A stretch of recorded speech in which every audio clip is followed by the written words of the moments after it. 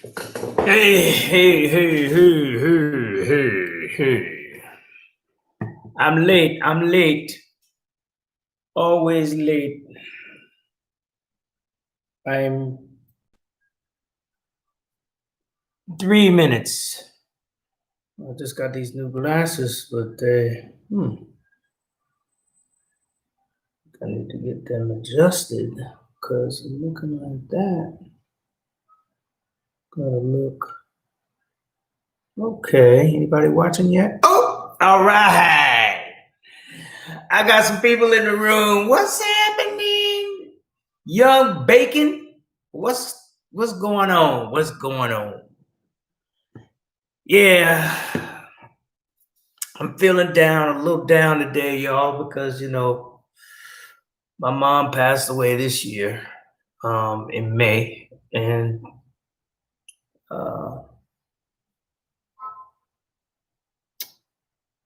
this is kind of hitting me, Last week, Tuesday, was my birthday. I turned 52 years old, and it's a real reality check being 52 and thinking about the goals that I wanted to accomplish by now, and then still some goals, many goals that I have in the future that I want to accomplish. But 52 is like, hey man, that's 2 years past the halfway mark. Yeah, it is sad, She had a severe case of Alzheimer's, so I mean, her mental state was gone. She wasn't quite the same person that she used to be before she got Alzheimer's, but and she was suffering a lot, and so I'm glad that she's no longer suffering. But today I was just thinking about her. I've been playing some 80s music, and that music's been making me think about, just old memories and stuff. But today there's a few things I wanted to talk about. I really wasn't feeling like coming on. But Thizz is doing all right. He's actually here, and I may have him on later because I want him to talk about something with me. So I'll probably have him on a little bit later. But I wanted to, let's see, Jessica Krug. Let me get my phone. Actually, hold on one second.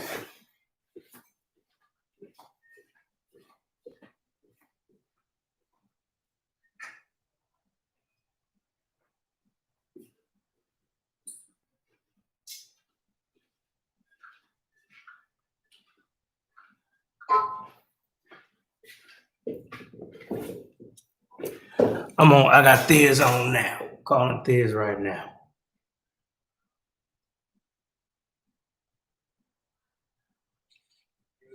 Yo, Thizz, what you doing? You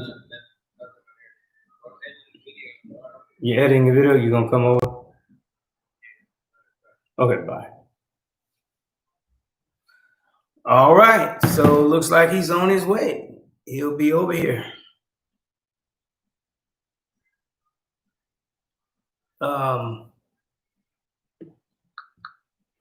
So I wanted to talk to him about a few things.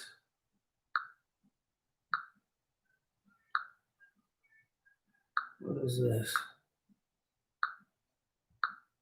If you learn some patience, there is a reason.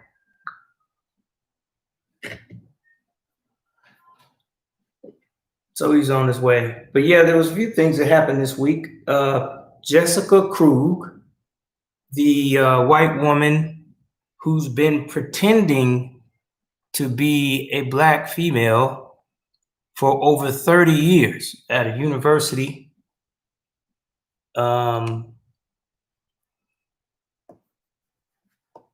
revealed herself a couple of days ago. So that's two. She's just like Rachel Dolezal. If y'all heard of her, I'm sure you have. Rachel Dolezal was the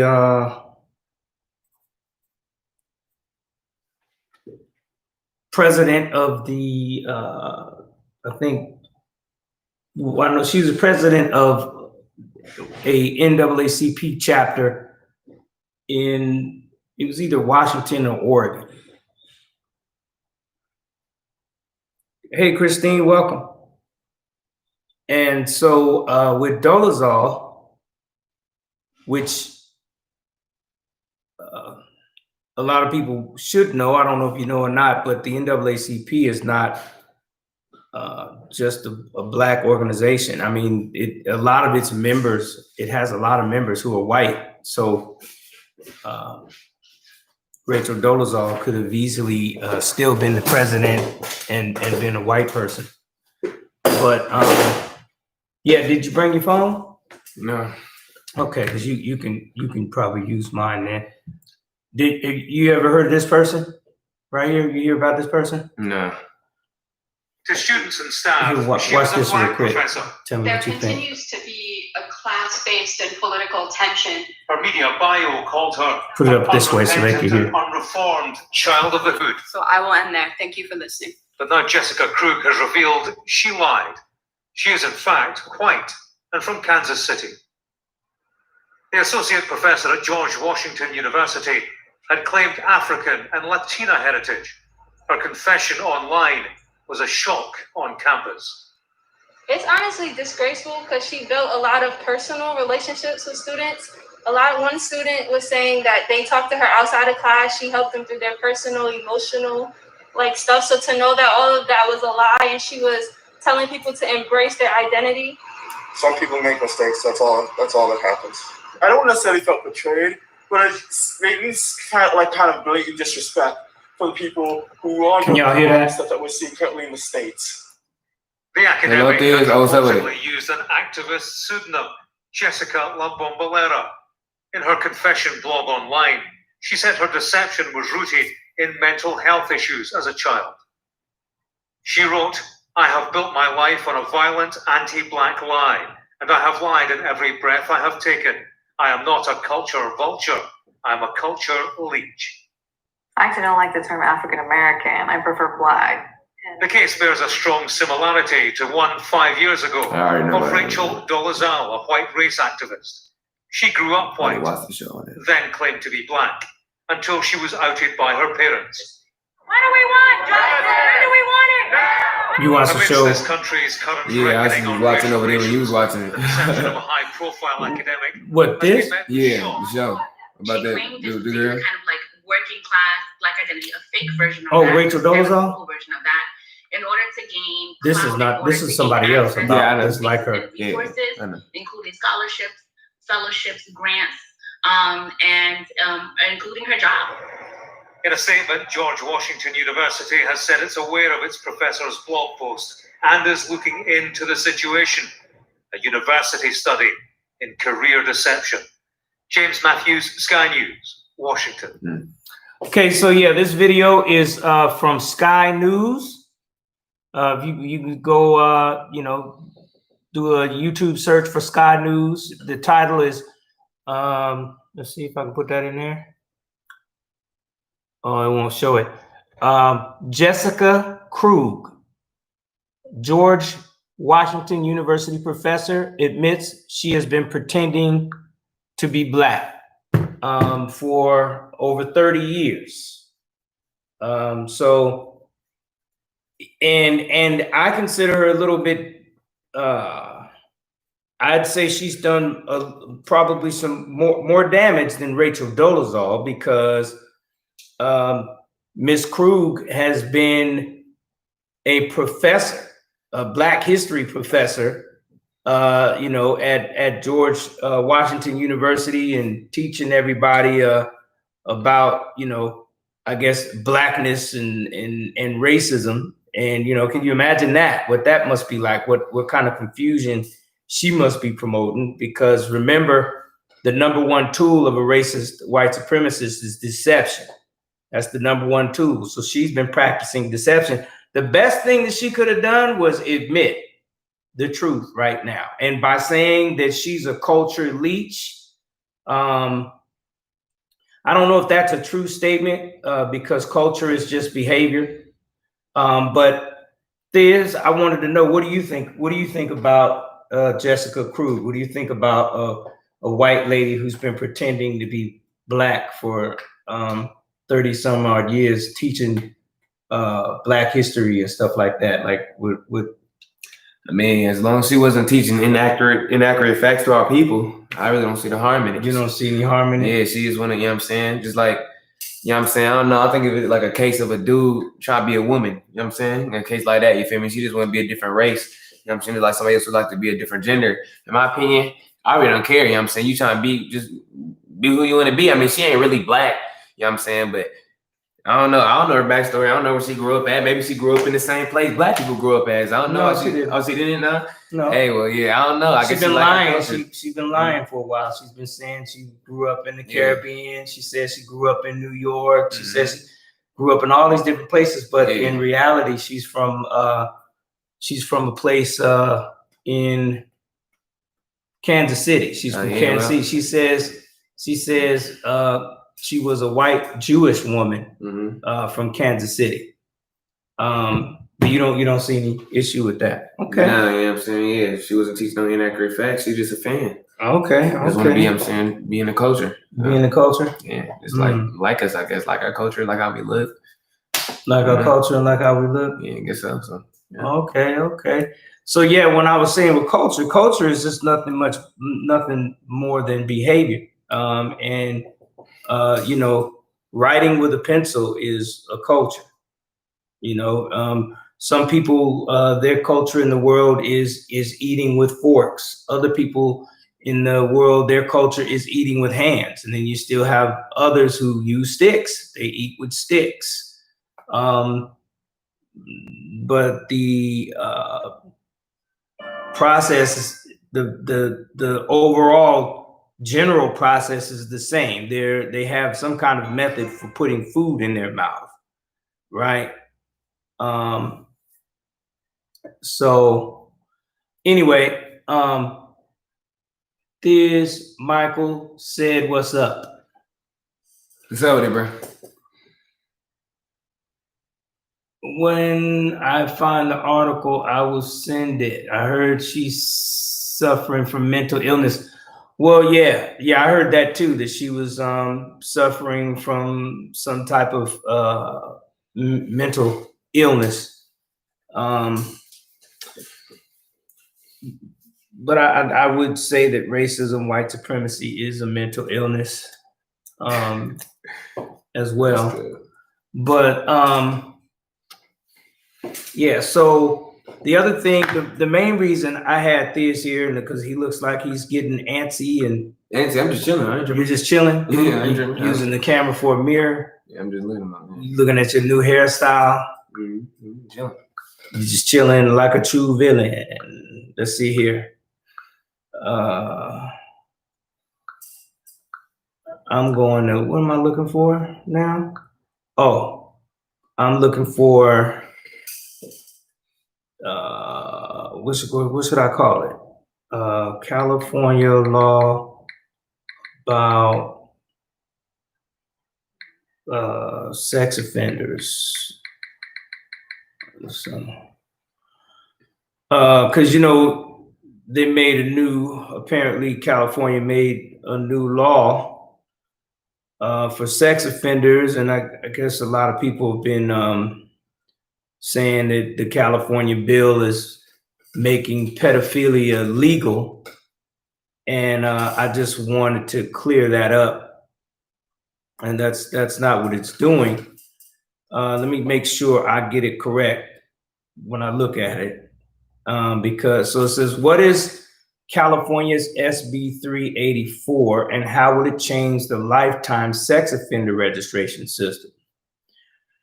So this is what it is, all right? California Senate Bill 384 was passed in October 2017 and was set to take effect. Oh, thank you, Christine. Thank you. What'd she say? She said a little here. Thank you. Was set to take effect in 2021. In short, the bill changes the current lifelong registry system mandated for all sex offenders to tier-based system where certain offenders who file a petition and meet specific criteria can be eligible to have this, they can be eligible to be removed from the list. Okay, so what they made this law for, so it's not something that allows pedophilia, okay?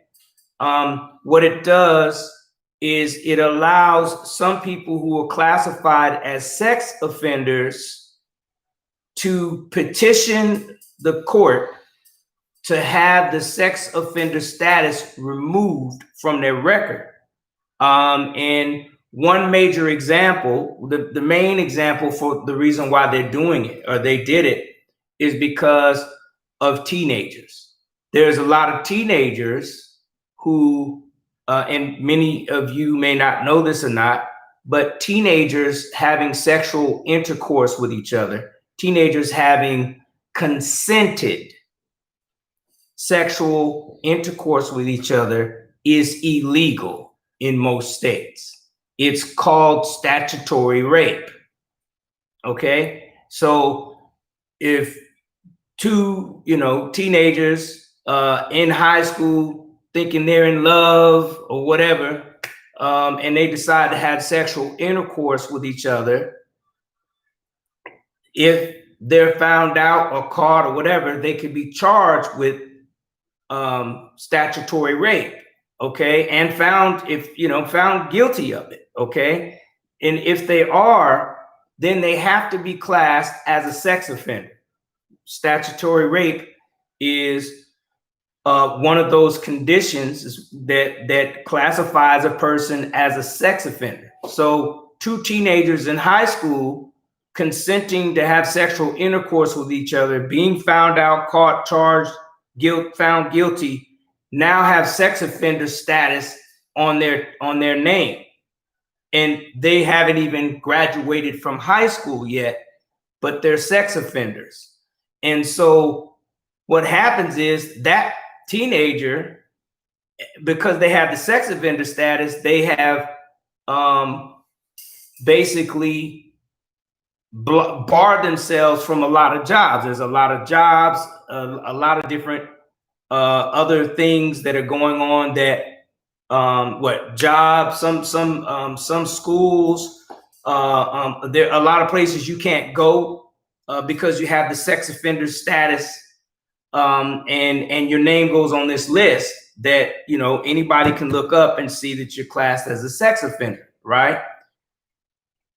So they made this law for teenagers, basically, because a lot of teenagers have who have the statutory rape, which is what I'm saying, they've consented to have sexual intercourse with one another, okay?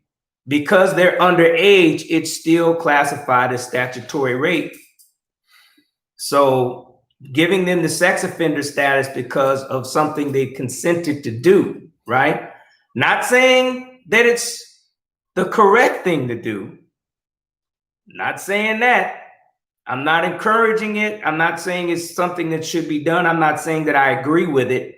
But we all know that in the system of racism, white supremacy, sexual intercourse is promoted a lot, okay? It's all over the internet. It's, in the movies, it's on television. So, we can't close a blind eye to teenagers attempting to have sexual intercourse that is something that is real, right? You know, I don't encourage it. I don't think it's something that should be done, but if there's teenagers who, you know, like any teenagers that I know, just like when I was one, you know, sometimes if I was in a situation and I wanted to take a chance and I knew my parents weren't around or weren't looking, I did it. Okay. Made a mistake, made a bunch of mistakes like that as a teenager. Wish I could turn the clock back and not have done any of that stuff. Okay. But in those kind of circumstances, we know that those kind of circumstances exist, right? So two things you got to be concerned about: safe sex, safe sexual intercourse. That means, you know, using a condom, right? The best way to protect yourself from sexually transmitted diseases and an unwanted pregnancy is abstinence, right? You don't do it at all, right? But if you happen to do it, you need to use a condom. Okay? Since we're on the subject. But moving from that subject and going to this new California law, it's not an automatic thing. So basically what they say is a person who has sexual intercourse with someone who is within their age range, within a 10-year age range, right? So let's just say a 17-year-old and a 15-year-old, right? Having consented sexual intercourse with each other, which, like I said, is illegal. It is classified as statutory rape. They get caught and they're charged with being a sex offender. Now, because he's a sex offender and he wants his record to be clear so that he could get a job and get a good education and go places where non-sex offenders can go, right? He petitions the judge, and the judge looks at the case and the judge says, okay, I see what happened. Go ahead. You can be removed. Your sex offender status can be removed from the list, right?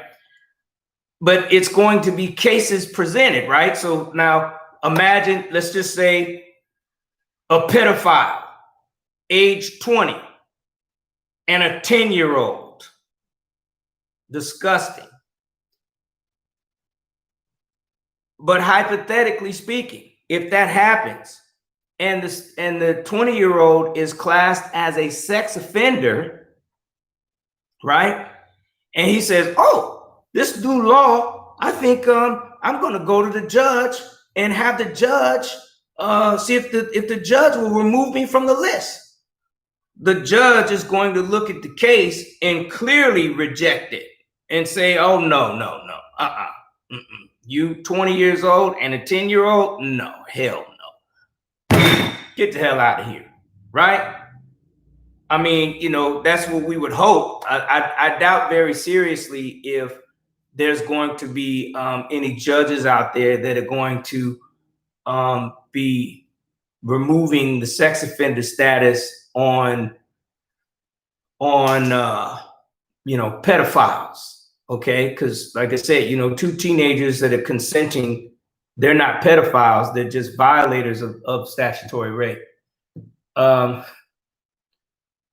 let me read some comments. I've seen a bunch. Let's see, I can tell. Look at him. ONG. What's ONG? Is that supposed to be OMG? No, on God. On God. Okay. Christine says, welcome everyone. Please do not forget to smash the like button and share to your favorite social media outlets and subscribe. Riot says, hey, yo, Thiz, after the live, let me borrow that ice. Borrow some ice. What's that? Talking about like bling. He's almost on my neck. Oh, this right here? Yeah. Oh, okay. All right. Because you know ice is a drug, right? Know what he calls it? Nobody calls that drug anymore. They don't use that no more. Oh, that's old school term. See, you're about to get this into some trouble. Let's see. Put that on my neck, G. Coming soon. Travis Scott versus 2.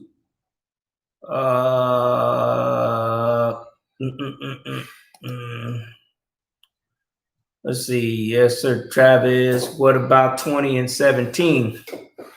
Yes. Well, 20 and 17. Yes, that's the same thing. So if you're 20, okay, and the person 17, you got to stay away from that. You can't. That's clearly by law. That's clearly making you a sex offender. I know there's just a 3-year difference, and one day 23 and 20, right? But 20 and 17 is clearly a no-no. I doubt very seriously if the judge, but I don't know. I don't know the law. I'm just trying to give some examples of the reason why they've made the list, right? But it's basically, I mean, I guess 20 and 17 possibly because you're but I don't know. I don't know. So let's see. Audrey, is that what they're saying? Yeah. Look at Thizz's ice. He got the iced out potatoes. The iced out potatoes. That would be weird. ADL, ASL. What's ASL? As hell, I think. Yeah, as hell.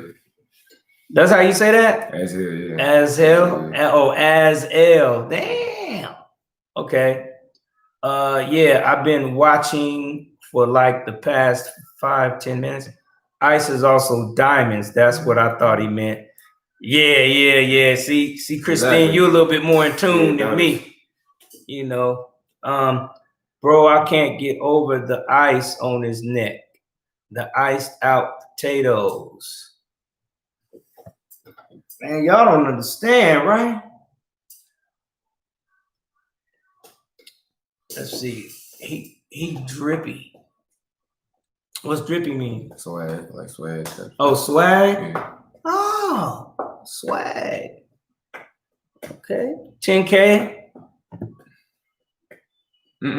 Let me get it too, like straight out of the ice box. Can it be 50 and 20? Yeah, 50 and 20 is, yeah. Yeah, because you're the age 18. 18 is the legal age, right? Yeah. When a person reaches the age of 18, that's the legal age for having sexual intercourse. If you're having sexual intercourse with someone that is younger than 18, you are, you're in the dangers. If they're younger than 18, you're in the danger zone. Okay. If you're younger than 18 and they're younger than 18, you're in the danger zone, right? If you're 18 and older and they're under 18, you're in the danger zone. Okay. So, you want to, do your best to stay out of that zone, because you don't even want to put yourself in a situation where you're classified as a sex offender, right? Just imagine what that does to your own self-esteem about yourself, right? To be classed as a sex offender. Now you and your girlfriend, both of y'all under age 18, and you thinking about doing that, and her mama find out or somebody find out, they be like, hey, what the hell's going on here? I'm calling the police. Bloop. And like I said, it doesn't matter if both of you consent to it, they call it statutory rape, right? And so, like I said, they made this law for teenagers. I believe they've made this law for people who get caught doing statutory rape, and they get classed as a sex offender. So just trying to stay out of that makes it better. There's like documentaries of a 12-year-old and a 14-year-old getting pregnant. Did they get charged with anything? Yeah, see, I don't know. I haven't seen that documentary, so I don't know. You talking about them 2 kids that was fucking and they got pregnant? Remember I was talking about? We was looking Can you say sexual intercourse for me? Instead of saying what? That word? Because I'm trying to stay within the YouTube guidelines. We talking about sex isn't against the YouTube guidelines. No, you said fucking. That's not against the YouTube guidelines. It's cussing. Cussing is not against the YouTube guidelines. You're not getting monetized anyway. I'm trying to though. When you curse, it doesn't monetize your channel. Well, so when we're talking about sexual intercourse, sexual intercourse, same thing. But either way, you know what I'm saying? They were doing it. What's up, what? Talking about same thing. Talking about what's up, no. What? Had to handle him. Well, so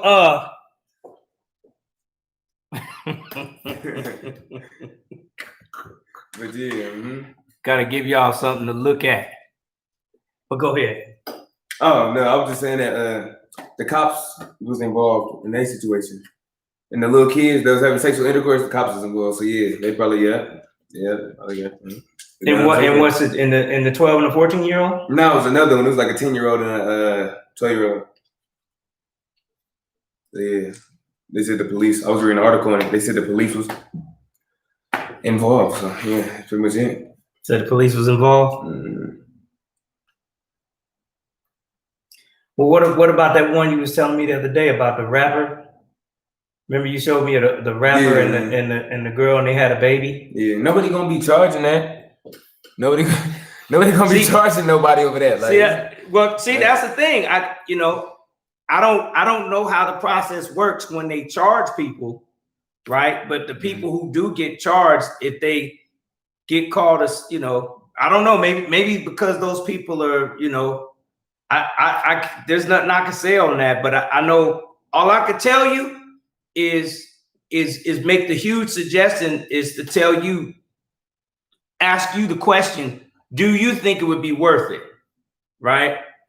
If you took the chance and had sexual intercourse and you got caught and you got classed as a sex offender, right? I mean, if you got any kind of a career on YouTube or anywhere, the word sex offender is going to travel around faster than, somebody would have to really look into your case and say, oh, it was his girlfriend. It was, he's 16 and she's 14 or she's 15 and they were, or it could be even both of you are 16. Or you could both be 17. You're under 18, but you have that, and then you go on a sex offender list, and anybody can just Google you, and it pops up It says your name, and you on the sex offender list, right? People are gonna have to do research to really look into details to see if it was, 2 teenagers and all that kind of stuff. Everything else is gonna be like, oh, he a pedophile. He a sex offender. Right? Y'all see what I'm saying?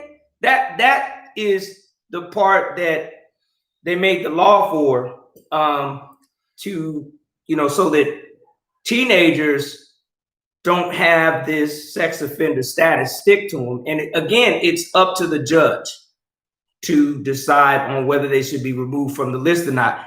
But these other cases, like the 12-year-old and the 14-year-old, I don't know. I don't know what to say about it. I know that usually cases like that happen if somebody reports it. Somebody has to, call the police, and make a report And then, you know, they look at the statute of limitations and all that kind of stuff, which I think they just expanded here in California. I'm not sure, but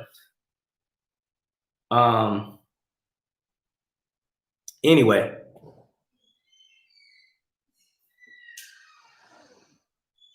Riot says you need more subscribers. Hey, well, Riot, spread the word, man. You know,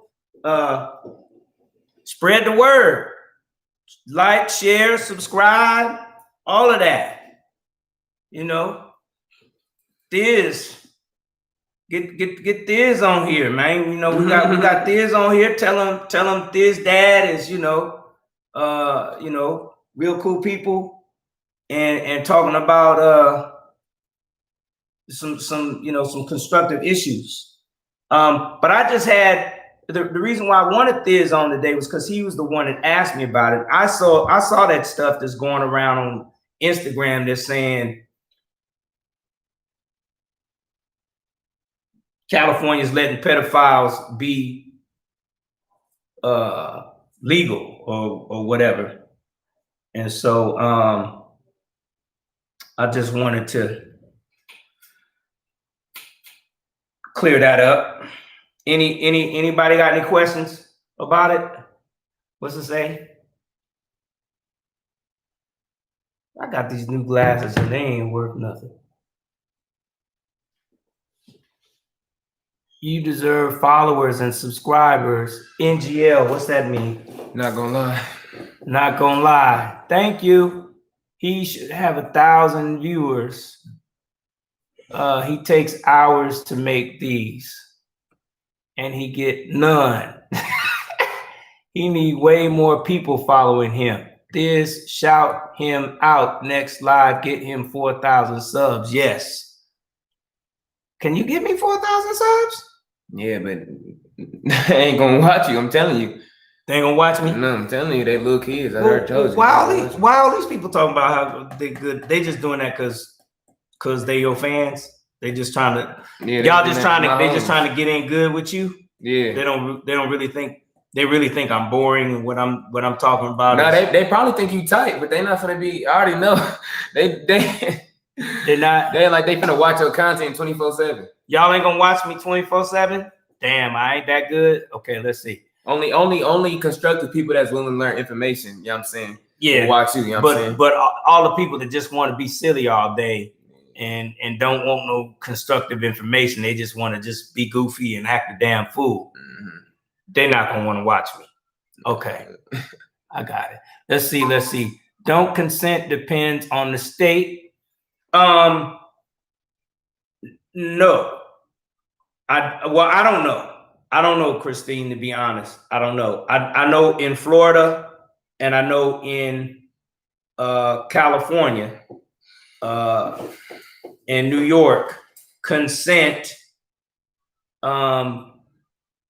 is not recognized if you're under the age. If you're talking about so age 18. I guess in some states, I know what you're talking about now. Consent for sex. I think in some states it might be 16, but in California it's 18. You have to be 18 years old to be considered someone who's mature enough to make the decision to have sexual intercourse. But the other word, what I meant, you know, so it doesn't be confused, the consensual, like, is when, you know, two teenagers under the age of consent agree, right? You agree to do it, but you ain't supposed to do it because it's illegal, right? So let me see what else we're talking about. Let's see. I'll be watching your lives to see children in other countries get forced to have kids at young age. Is it legal in other countries, or is there exceptions for specific religions? In other countries have different age of consent laws. You know, like there are some countries on this planet that I think that the age of consent is way below, like 10 or 11 or something like that. If you Google age of consent laws by country, just say age of consent laws by country, and you should be able to see some information that shows you what the legal age of consent in different countries is, right?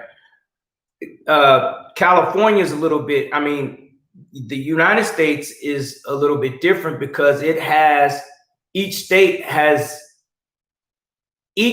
could have its own age of consent laws. They do have their own age of consent laws, but some of them, a lot of them match the same. Okay. A lot of them match the same. So, but you can do that too. Google age of consent laws in the United States, and you'll see something that pops up that shows that as well. Now, as far as religions go, I don't know. In other countries, I don't know if religions are recognized as something that overrides the law. I don't know. But I do know that with the internet now, you have access to be able to find out. Like every country on the planet. Well, I'm not going to say every country on the planet, but I'm going to say the majority of the countries on this planet right now, they all have a website. They all have a website. And you just have to try to find their website, their government website or whatever, and then try to look for the laws that are regarding that. Or you could just type that specific country, age of consent laws, age of sexual consent in Russia, age of sexual consent in Mexico, something like that, and you should be able to get something more specific.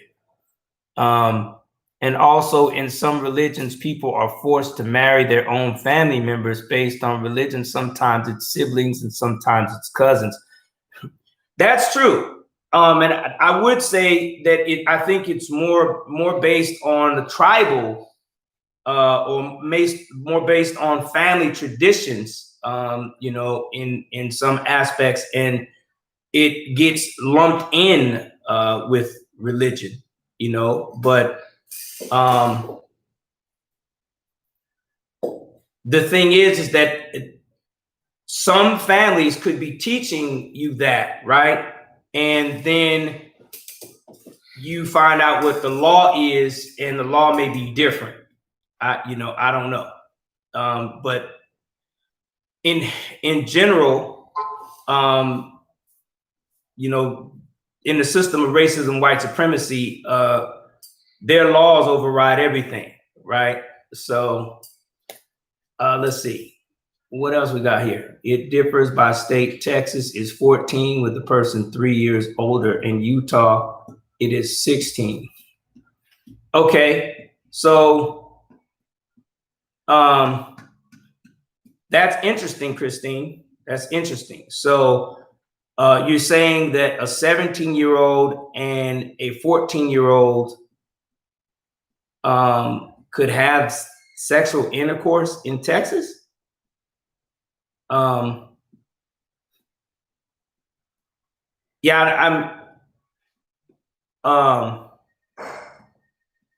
don't know. I mean, that sounds okay. That's very interesting. But I guess maybe if I think in that same situation, it would be maybe someone who's, if it was here in this state, I guess 18 and 17, or 18 and 16 or something. I don't know. But I just wanted to put it out there to clear up the idea that California is making pedophilia legal, halfway legal or whatever, because it's not. Let's see, when it was 13, how old was you? What? When it was 13. 13, yes. How old was you? Sir, what made you want to work for civil rights? Okay. So I don't work for civil rights. I work for counter racism. I want to counter racism, white supremacy, because it is the greatest force on this planet that is dominating and subjugating non-white people on the basis of skin color in 9 major areas of people activity: economics, education, entertainment, labor, law, politics, religion, sex, and war. And what made me want to do this is all the suffering I've seen. You know, everywhere on this planet, when I look and I do research and I look into the history of things and I look at the geography of the world, the majority of the places on this planet that have people in poverty, those people in poverty are non-white people, the majority. You know, the countries are, a lot of the countries are at war. There's violence, there's all kinds of stuff that we keep hearing about that's going on in these countries. And I see it here in this country going on in all of the areas where you see mostly Black people at. It's, you know, a lot of violence and turmoil and drugs and stuff. I mean, I can't think of a time in my existence when that kind of stuff wasn't going on. And then when I, you know, talk to my relatives, my parents, when I talk to them, and my grandparents, and I've heard stories from my great grandparents and my great great grandparents, and I looked at, you know, the patterns, like the same stuff that was happening to them is the same stuff that's happening now today. When it comes to racism and you know how it works against non-white people. So I just want it to stop, and I'd like to get an effective number of people who would like to help make it stop, right? It's the one thing that really nobody's ever tried, right? We plenty of people have said to us over the years, racism is everywhere. Everybody is racist. There's nothing you could do about it. And I just totally disagree with that. So now, when it comes to civil rights, since you mentioned that, I want you to know what that means, okay? Because Thiz, do you know what civil rights is all about? What civil rights means? Equal rights. Equal rights, okay? In equal rights is like what? I don't know. All right. So you're treated the same. Okay, so yeah, treated the same. Okay, so here in the United States, when they're talking about people being treated the same, when it comes to civil rights, what we're talking about is what your rights are in the Constitution. Okay, so the United States Constitution is composed of some amendments. It has these verses basically in it, right? And these verses are what the United States says is the law of the land. This Constitution rules the whole land from sea to shining sea, from the West Coast to the East Coast, from the Pacific Ocean to the Atlantic Ocean, from the border of Canada to the border of Mexico. The United States is ruled by the Constitution. Okay, I think the Constitution has 28 amendments. If you get a chance, Google it real quick. Could you do that for me? How many amendments does the Constitution have? All right. Okay, just real quick. 27. So there's 27 amendments of the United States Constitution. Now, the first 10 amendments. So let me say this: when they first wrote the Constitution, the so-called founding fathers, you know, Thomas Jefferson, a slave owner, George Washington, another slave owner, John Adams, John Hancock, Benjamin Franklin. These are all people who were signers of the Declaration of the Independence and the Constitution. They made the Constitution. Well, when they made their Declaration of Independence, they said all men are created equal. Okay, but they had to go behind closed doors and discuss this thing for about 30 days because guess what? They own slaves. So how could you own slaves and at the same time say that all men are created equal and say that slaves are inferior, but all men are created equal? Yeah. Right? It doesn't make sense. It's hypocrisy, right? So their way around it was deciding to declare that Black people weren't fully human. They said that one Black person is equal to 3/5 of a man. And they considered a man to be a white man.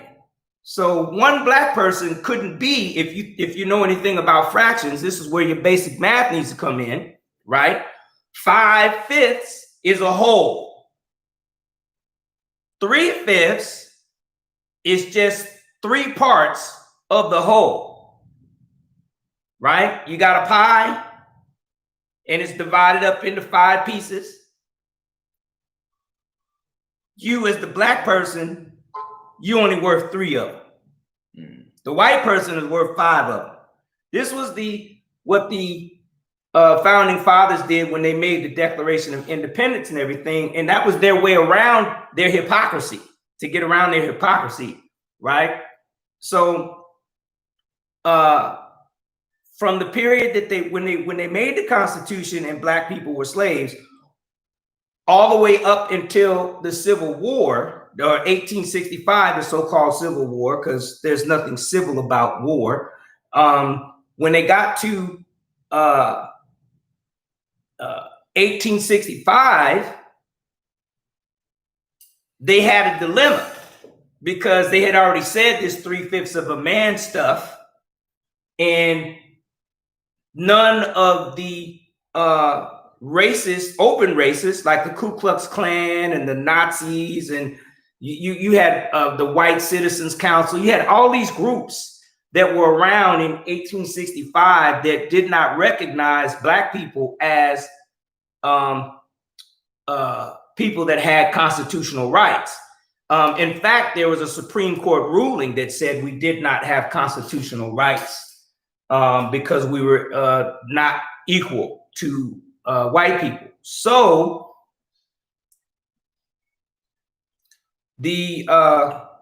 well, let me say this. I want to say this as a person of the United States. White people, before Black people were considered, the first 10 amendments out of the 27 are what's known as the Bill of Rights. Those first 10. So when somebody says my civil rights, they're talking about the first 10 amendments of the Constitution. These are the rights that are supposed to be guaranteed every individual citizen. The first one, many of you have heard of, freedom of speech. The second one you've been hearing a lot about, which is your right to bear arms. Okay. Then you have the number 5, which is a right to not to have what is it? Not to self-incriminate yourself. The 5th Amendment. I don't know them off the top of my head, but look at them. The first 10 amendments of the Constitution are what gives you your rights. Okay. Now, when 1865 came and they freed the slaves, they added 3 more amendments to the Constitution just for us, just for Black people. Okay. To make it so that Black people could now be get the same rights of the first 10 amendments, right? So that meant, so what I'm saying is prior to that, prior to them adding those 3, the 13th, 14th, and 15th amendments, if a Black person, let's say a white person, let's say a white person killed your dog. Mm-hmm. They killed Zanny. Mm-hmm. And you called the police and you wanted to go to court. You wanted to sue this person for killing your dog. Mm-hmm. As a Black person, because those 13 amendments were not on the Constitution, you could not get any justice in that. Mm-hmm. Because they would not allow, most of the states would not allow a Black person to be able to testify against a white person. Even if a white person murdered another Black person and Black people witnessed it, they were not able to testify in court against that white person's crime. Only another white person could do that. Okay. Prior to 1865. Now, once that came around and they added these 3, the 13th, 14th, and 15th amendments, now if somebody did something like that and you wanted to say something about it, you say, hey, they're violating my civil rights. If you try to take them to court and the court doesn't help you, then they're violating your civil rights. You understand what I'm saying? Mm-hmm. Now, where they tricked us at, right? Because see, the problem is here is when I speak out against racism, white supremacy, I'm not talking so much about the Ku Kluxers. I'm not talking so much about the Nazis. Anybody that the average dude or person that just looks at you and says, "You're fucking nigger." Mm-hmm. That person, right, is not the type of racist that I'm talking about. The one that I'm speaking of is more sophisticated. Like this person, Jessica Krug, she was more sophisticated. She was pretending to be Black. Now, of course, we don't know what her reasons are, but because we're in a system of racism, white supremacy, any white person who is able to practice racism should be suspected, right, of practicing racism. You have to question, why is it that she's done this? But I'm just using her as an example to say that when they were making the Constitution, they had the people who helped make it, who added these amendments. These were congressmen. These were senators. These were people who had college degrees and money. They had wealth. These were not, what you would see like some Ku Kluxer riding up on a horse and a sheep, trying to hang somebody. These are the people that the Ku Kluxers work for, right? So you have some people who think like that are still out there. We call them subversives, racist subversives, because they're always constantly trying to subvert the Constitution and keep us from having the rights that we're entitled to. So some racist subversives put a clause in the 13th Amendment that basically said, if we're caught committing crimes, we can go back into slavery. And so what's been happening is, by design, huge numbers of Black people have been put back into prison, which we call greater confinement, so that they could be slaves again. Once you get branded with the felony, I'd rather you twirl your straw than doing that. You want to twirl your straw? Once you get branded with a felony, you're done. Okay, there's so many. Most of your constitutional rights are gone in some areas. They're limited, right? As far as I know. I know that once you have that felony on you, there's a lot of places you can't go. Like one of your constitutional rights that goes away is your right to bear arms. If you have a felony, you cannot own a firearm. That's one of your constitutional rights that's gone right away. Your right to vote, like right now they're talking about voting and all this kind of stuff, but they put these things on a bunch of us to keep us handicapped from being able to use our abilities to do a lot of things. So that's, you know, kind of what I'm fighting for. Let's see what we got here. What does he say? You niggas are fucking online cats looking core other kitties. What is he talking about? Stop trolling his. Let's see. Are these wannabe porn bots? What? Is KKK getting smaller or bigger? I suspect, you know, from my observation, the KKK is getting smaller. Most of the people, a lot of the people that are out there that are doing the major acts of racism aren't in the KKK. They never were in the KKK. But there's a new method that a lot of, I would say, race soldiers have today that they use. That's a lot of them view being in the KKK as outdated. They practice what is called leaderless resistance. A lot of them, and this is where they operate, on their own. They're not a part of any organizations, so to speak.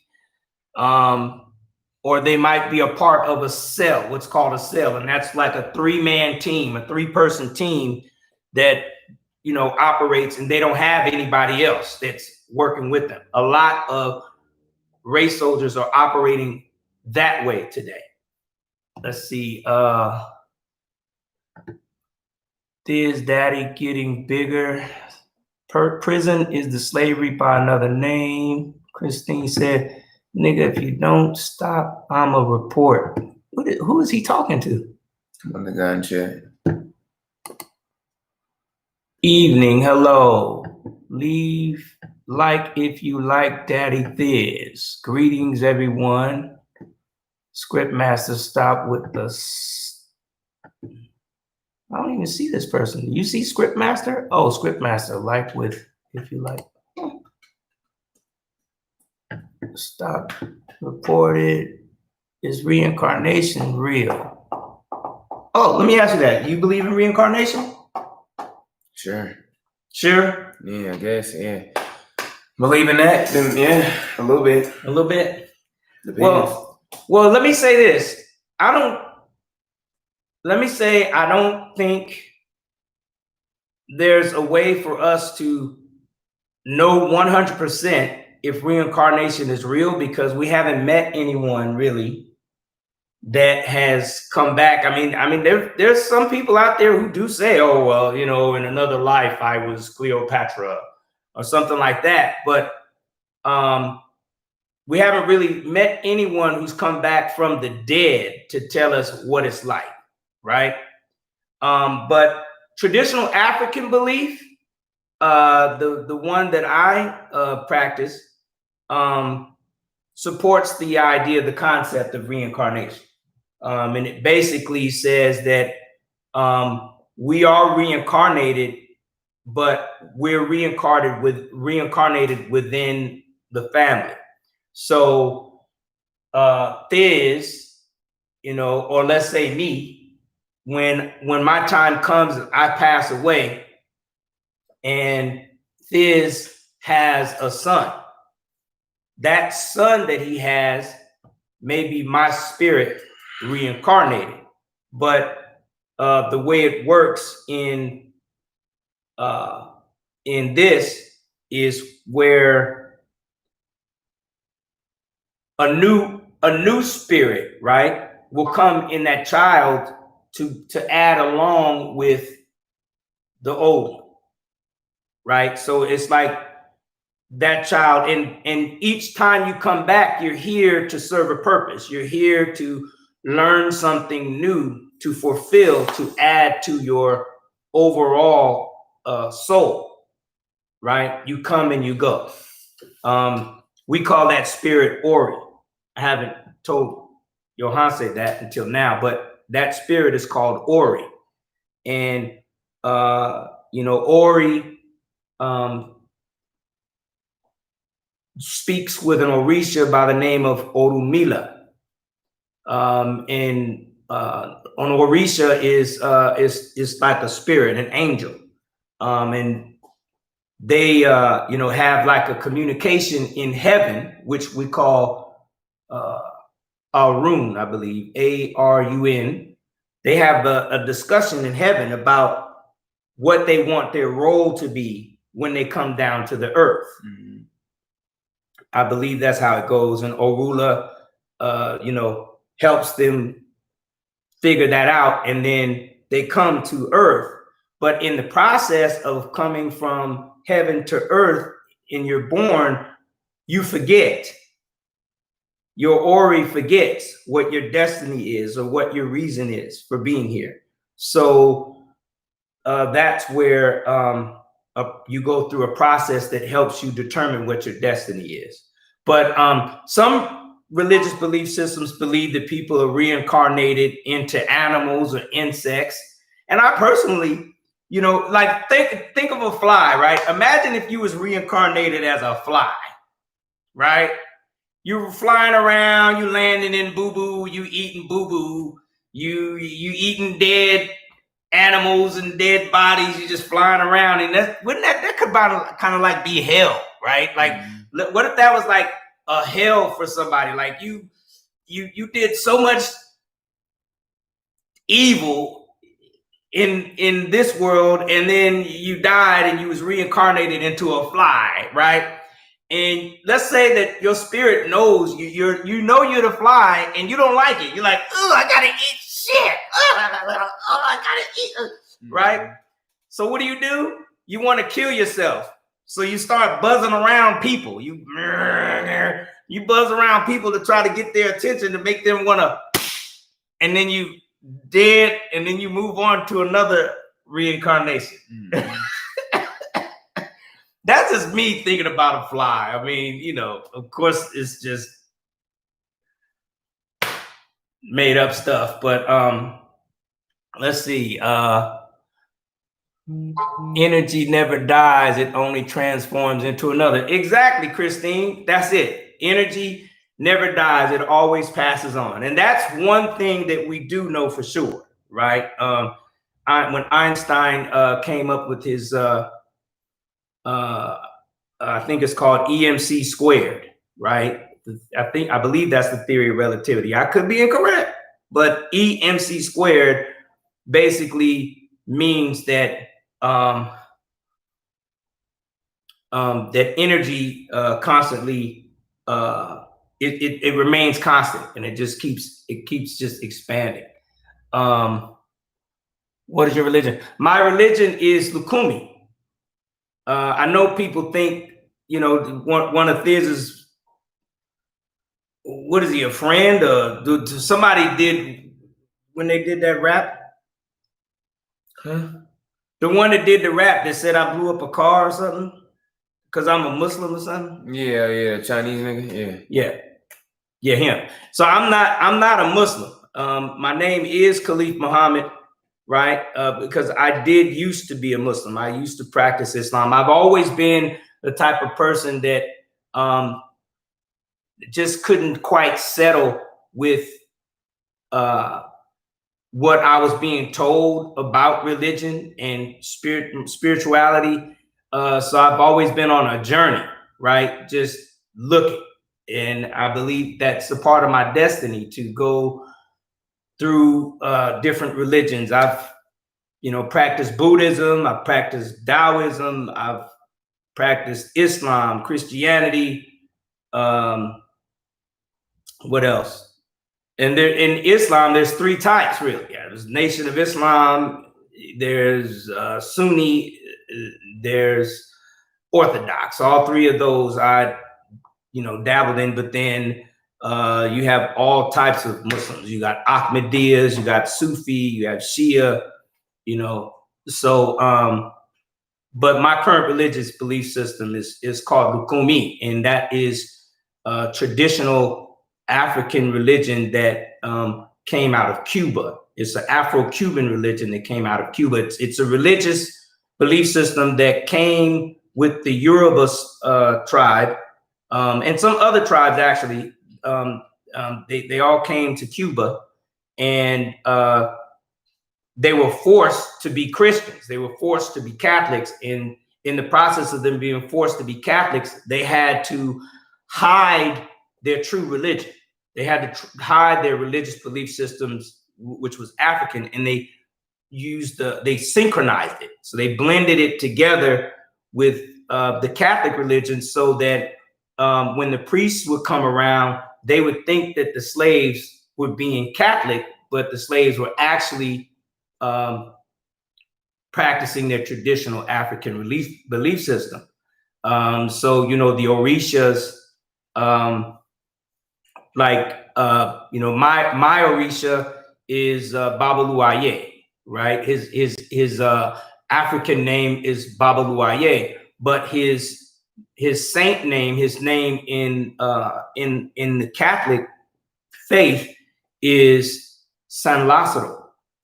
So, or Saint Lazarus. So that's there as a a whole nother story that I could go really deep in all of that, but that's my religious belief system. It's Lukumi, okay? And it's, like I said, it's a blend. The more that you get into it, the more you see that they're really, the Catholic stuff is just out on the surface. But anyway, what other questions do we got? Arm wrestle. You want to arm wrestle? Who is stronger, you or Thiz?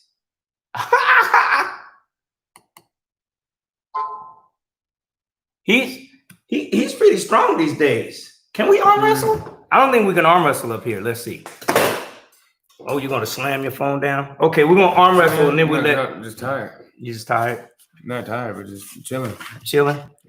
Okay. He may be stronger. You probably not. You gripping on the table? No. No. What are you trying to go now? What are you doing? Oh yeah. Okay. Oh, they can't see it. Let's see.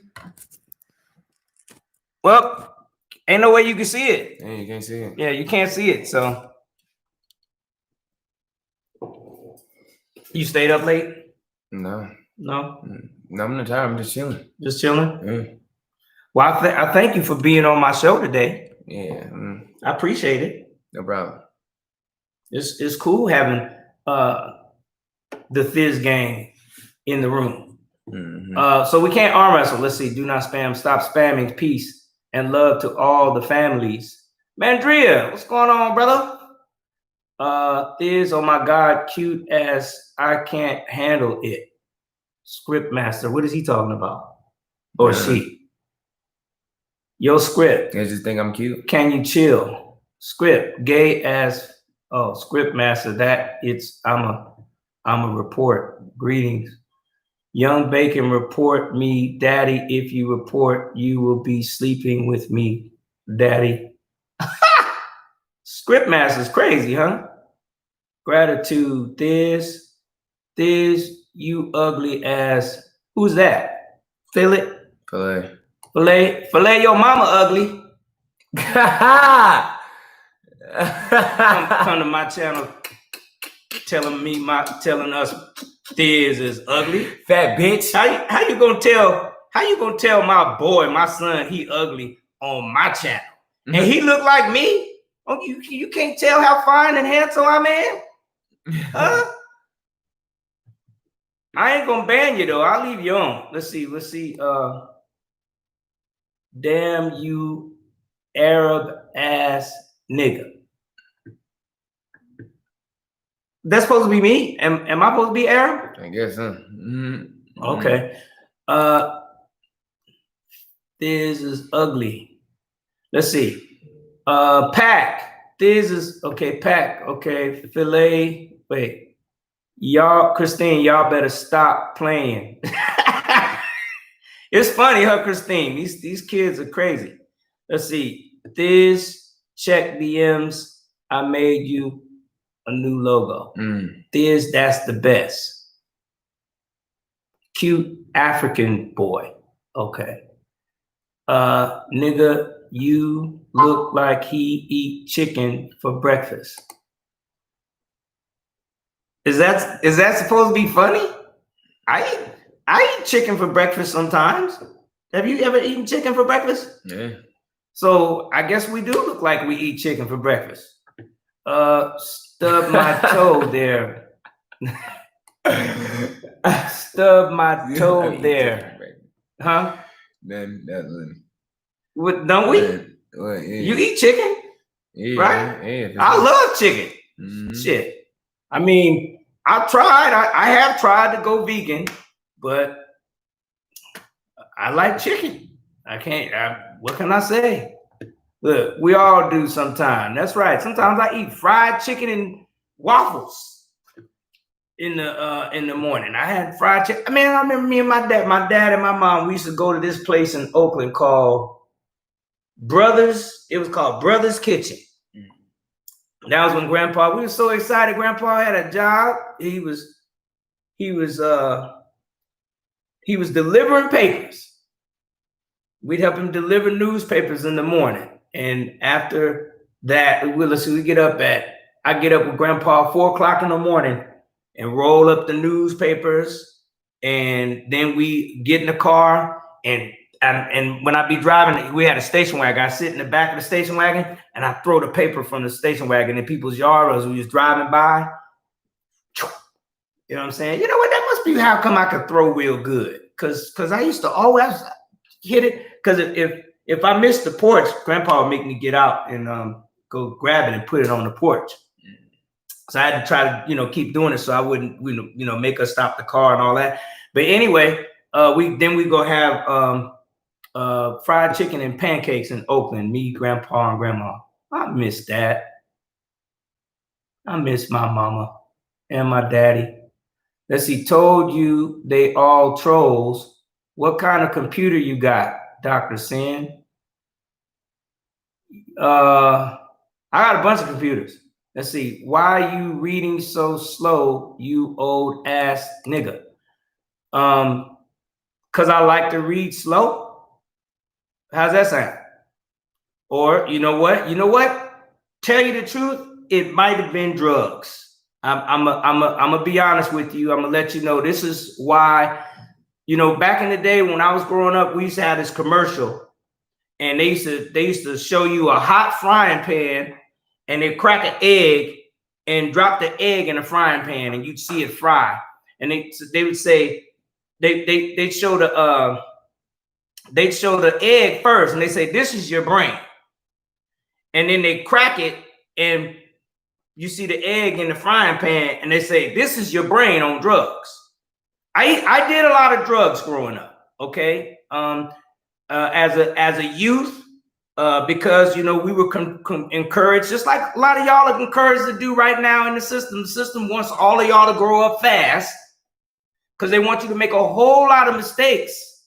Because the more mistakes that you make, the ones that are really critical and crucial, the more your existence will be affected, and you can't go out and be effective at working against the system like you need to be, right? Like having children at an early age, or doing drugs or drinking alcohol, right? See, first time I put some hard liquor in my mouth, I was 13 years old. Me and my friends, we stood out in front of a liquor store and we begged some old people, some adults to go in and buy us the alcohol, and we go out at nighttime and get drunk. Okay, I get drunk, and then eventually some of my friends had drugs. They had dope, they had cocaine, they had methamphetamine, a whole bunch of stuff. And I ended up doing that, and it fried my brain. So maybe that's why I read slow. You know, I don't know. Don't do drugs. And I'm still going to read slow. Let's see. I'm going to start watching your broadcast because I'm a young kid and you're very encouraging. This message is held for review. Common Newsome, shut the F up, nigga. You stutter, nigga. Is he talking to me? Yeah, good. Are you? I ain't talking. Common now, son. Are you talking to me? Nigga, no, he's not. He old and black. Does Thiz got that strap? Dr.SYN-Q, what mic Thiz use? I forgot. What's your mic? The Samsung G-Track Pro. Samsung G-Track Pro? Mm-hmm. See, we shouldn't even be saying that right now unless we get some money from Samsung G-Track. It's a Samsung. Really, I mean, we should be, because now we telling people for free to go buy a damn Samsung. Let's see. I'm going to start watching your broadcast. I appreciate that, Kid Glock. Keep watching. Montgomery, Mandria. Yeah, that's a great look, father and son. It's a great look. I like looking at both of us on camera. He ready to go though. You ready to go? I'm just chilling. Just chilling like a. See, you know, I used to say that when I was back in the day, in my hustling days in Richmond, and I'd be driving around, people like, yo, nigga, what's up? I'd be like, you know, I'm just chilling like a true villain on penicillin because I'm willing and able to put food on my table. You know what I'm saying? But anyway, let's see. What's your favorite food? What the F? What does being stabbed feel like? Being stabbed. You told him that? You told him about me getting stabbed? No. Huh. Interesting. Well, to be honest with you, I didn't really feel anything. I didn't feel anything. All I felt was a draft. That's all I felt. I got stabbed 3 times. I got stabbed with a screwdriver. They said it was something like a screwdriver. It was either a screwdriver or an ice pick. I got that in the leg. I got stabbed with a utensil. They said it was probably like a sharpened spoon. And I got that in my side right here. And then the other thing was just a knife. And I got that. Where'd I get that at? Over here. Somewhere. I done forgot, man. That was like over 30-something years ago. But I was surprised because what happens is, so when you're in a fight, your body gives you, there's a chemical that's produced in your body. It's called adrenaline. Okay. And that is what, that is how the universe has wired our bodies to be able to get a boost of energy that we need to defend ourselves. So what happens is if you're in a situation that's dangerous, right? They call it the fight or flight response, but you get a quick boost of adrenaline and your body, your fight or flight response kicks in, where it's just emotional and you either want to run or you want to fight. Well, back then I was extremely well at martial arts. And I had a big reputation in the streets for kicking people's ass. So they had to make sure that it was a bunch of dudes that got on me. It was about 30 of them. All right.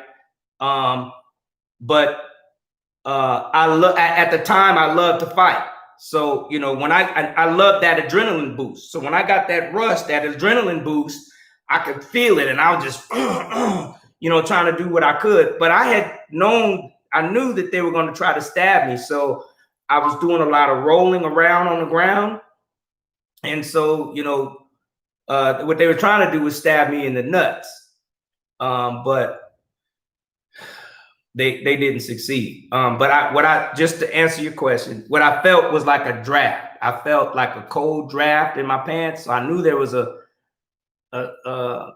hole in my pants, and then I felt the warmth of the blood coming out. So I knew I was stabbed there. At that time, I thought I was just stabbed in the leg.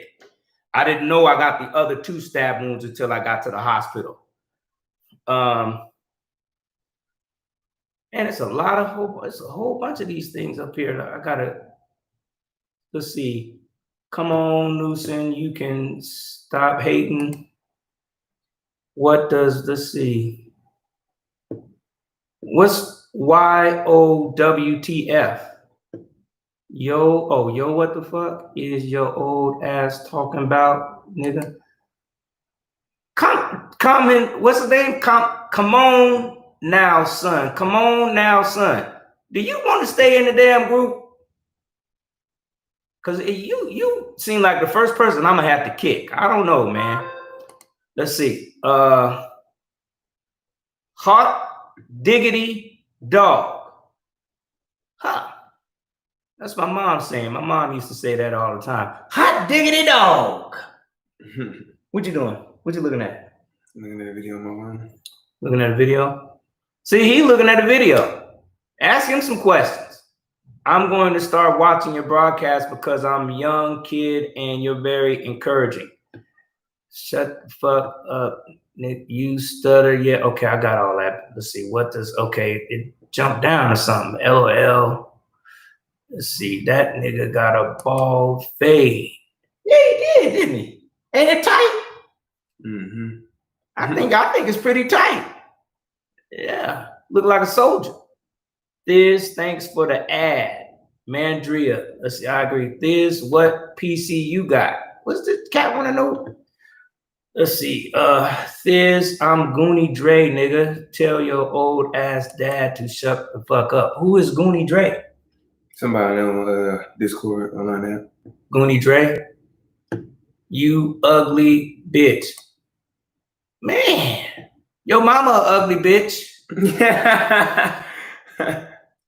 Can you tell Thiz I'm Luffy? He knows me. Kid Glock, Luffy. You know Luffy? Yeah. Dr.SYN-Q, you have talked about that on your channel as well. Let's see, Thiz, turn that frown upside down. Where do you people go when they die? Where do people go? Well, they say when people die, they go to heaven. But as I said earlier, there's no guarantee because, you know, there's no one that has died and has come back from the dead to tell us where people go. So, you know, it's left up to speculation as to what happens to us.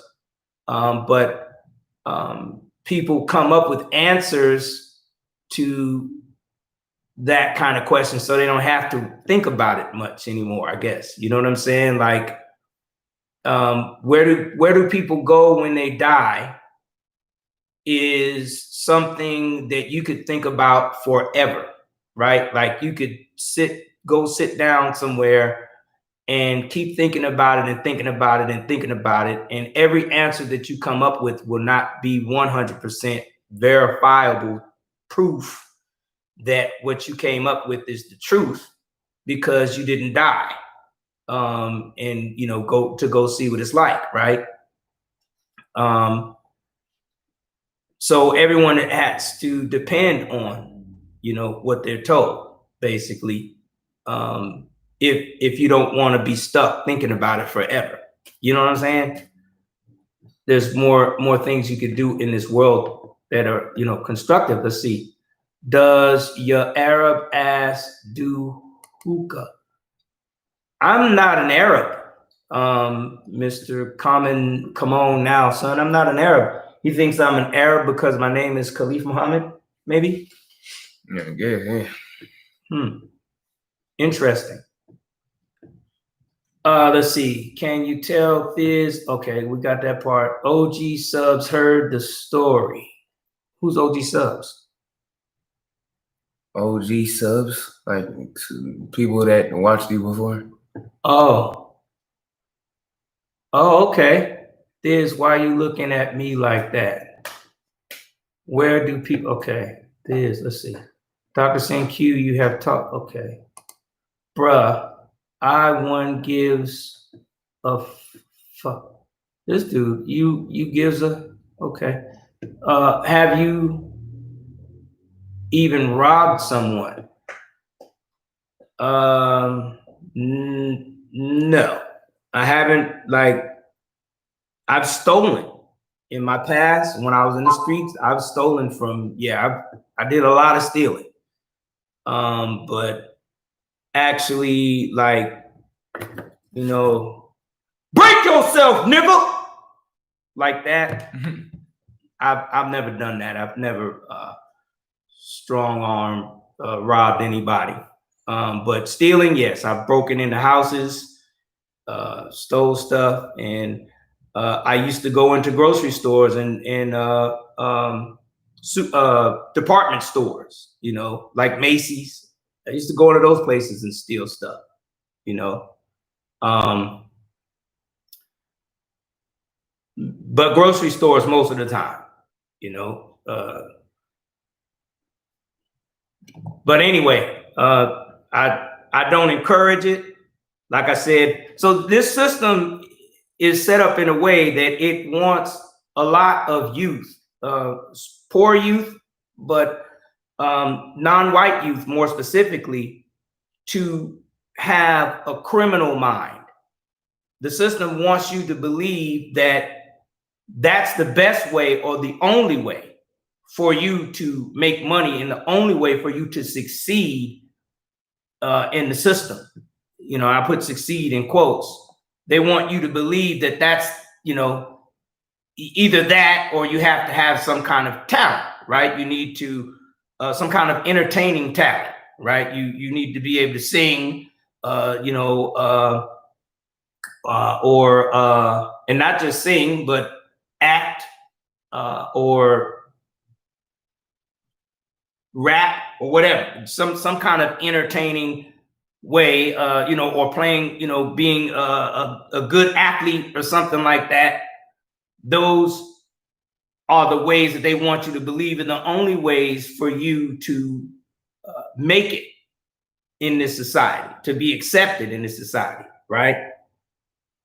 And they also want most of you to not feel good about who you are on the inside. The system is set up in a way to make every individual person not feel good about themselves. It's set up in a way to make you find ways to put yourself down, to look for ways every day, you know, to put yourself down. And a lot of it has to do with skin color. A lot of it has to do with skin color. There's so many negative things that this system associates with our skin color that there's a bunch of us right now that believe a lot of this stuff is for real, that actually comes with us. A lot of stereotypes, right? Like, for example, black males, all black males have big penises. You believe that? Mm-hmm. You don't know? Yeah, it could be true, maybe not. Could be true, maybe not. Yeah. Well, the truth is, some black males have big penises and some black males don't. That's the truth. Just like anybody else, you know, some white men have large penises and some white men don't, right? But this is a stereotype that is associated with black males in particular, right? There's another stereotype is that all Black males are, we all have rhythm. All Black people have rhythm. We all know how to, dance to the music. We can hear the music and we can, what's another one? There's another one that says a lot of us can't swim. You ever heard that one? Black people can't swim. You ever heard that one? Yeah. And you can swim, huh? Yeah. You can swim hella good, can't you? Yeah. This boy can swim hella good. I can swim too. But we've heard that before, that Black people can't swim. And there are a lot of Black people out there who believe that. They won't go swimming. They won't learn how to swim. Oh, I'm Black. Black people. No, we don't swim. Ridiculous. Yeah, so let me go back to read. Let me see who else got something. Let's see. Where do people, let's see. I'm there again, bruh. Okay, who have you rock? There's Big Blood. Ain't you now, son, do you got anything else to call me other than an old ass nigga? I mean, evidently you think, I just turned 52 a couple of days ago. Do you think I don't like being old? Is that why you're saying old ass nigga? Is that what it is? I guess. Hey, let me tell you something. Let me tell you what old brings for me that you ain't got yet, right? You don't have knowledge. You ain't got the type of knowledge I got. You don't have the understanding I have, and you don't have the experience that I have because you're a youth. You're young, right? One day you will be here. One day you will be 52. Okay? And I hope that you are as comfortable and as confident as I am right now about being old when you get to be 52. So that way you can understand that calling me an old ass nigga doesn't mean shit. I mean, you just keep saying it. Maybe you can come up with something new, Can you come up with something new? Let's see. Thiz is 5'4". No, hell no. Look. Let's see if we can do this. Go over there. Can we hold on? I gotta move this junk out of the way.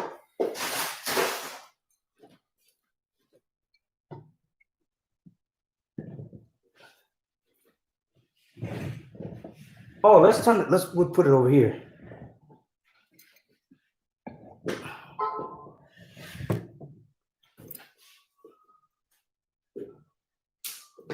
Let's see. Can we? Okay. All right. I'm 5'7". Okay. I'm 5'7.5". Look at this boy. Huh? I'm 5'7.5". So I'm bigger than 5'4". So Thiz he's got it. I know he's 6 foot something. Have you measured yourself? 6'2". Next time you go to the doctor, make sure you remember the measurement. Yeah. 6'3", 6'2", 6'3". Something. Damn. Miss Hall's Marcus now. Right. Damn, and he's still growing. He's still growing. Yeah. I always wanted to be tall, so this right here is a part of a dream of mine that my son is fulfilling for me. So okay, let's go back. Yeah. Oh, you ready? You ready to bounce now? What? No. Whenever you done. Whenever I'm done. Okay. Well, I'm glad. It's nice having you, son. I feel a whole new type of spirit coming over me, man. Can't keep my hands off you on camera, boy. Okay, let's see what else we got. Thiz bored. Yeah, that's what I was thinking. Let's see. Here's how I look. Bruh, I1 gives a okay. Thiz big blood. Okay. I think I read those already. Thiz is like 6 foot. Yep. You ugly boy. Your mama ugly. Tell Thiz to dap me. Dr.SYN-Q. Dap him? That means a handshake. Oh, like this? You know, this is the real dap right here, right? Mm-hmm. You know that? Mm-hmm. You know this is the dap? You know where this dap came from? You know where this came from? Where? Yeah. Where did it come from? The war. Which war? I forgot. This war. The dap came from the Vietnam War. See, my dad was a Vietnam vet. All of the this is another story about racism, okay? Because my dad was gung-ho. He was, you know, all for the United States, you know. His mindset, you know, he joined the military, you know, wanting to fight for his country, thinking that, you know, him being black and fighting for his country was going to help change his circumstances. And he goes to Vietnam and he encounters racism, right? White troops don't want to fight with black troops. Some of the black troops and the white troops got into shootouts against each other. One of the reasons why the United States lost the Vietnam War was because of the infighting that was going on amongst the troops over there. Okay, so all of that going on, a lot of the black soldiers that they got together, and while they were there, they invented the dap. And this is it. This is all it was. Look, stand up. Look, this is all it was. There wasn't none of this. All of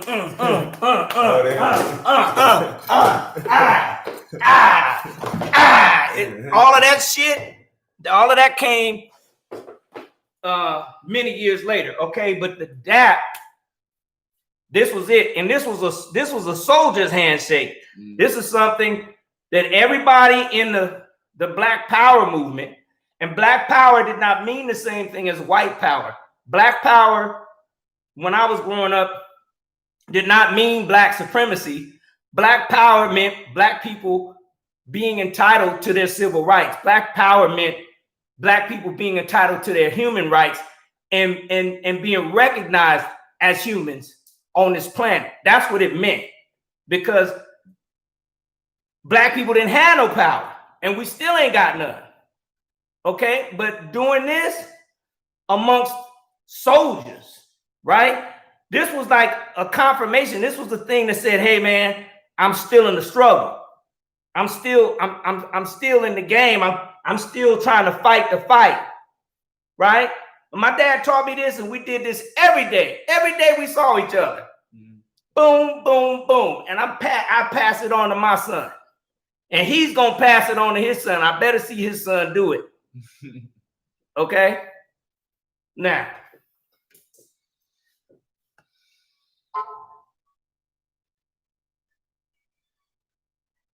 who's Dre?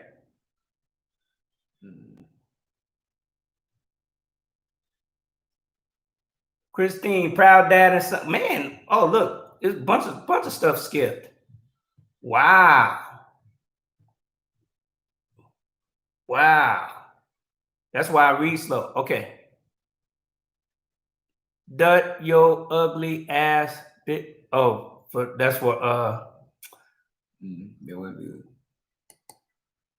Dr.SYN-Q, your son is in a gang. Which gang is he in? What gang you in, boy? Thiz gang. He's in Thiz gang? Or is it another gang? Tell me. Let me know. Let me know now so I can straighten him out. Probably talking about Pyru Bloods. Pyru Bloods? You a Pyru Blood? Sure, why not? A Pyru Blood, huh? Mm-hmm. Sure, why not? Yeah. Mm-hmm. You want to come on here and snitch? What's that? Pyru Blood, huh? What Pyru Blood made you a Pyru Blood? His name is Rue.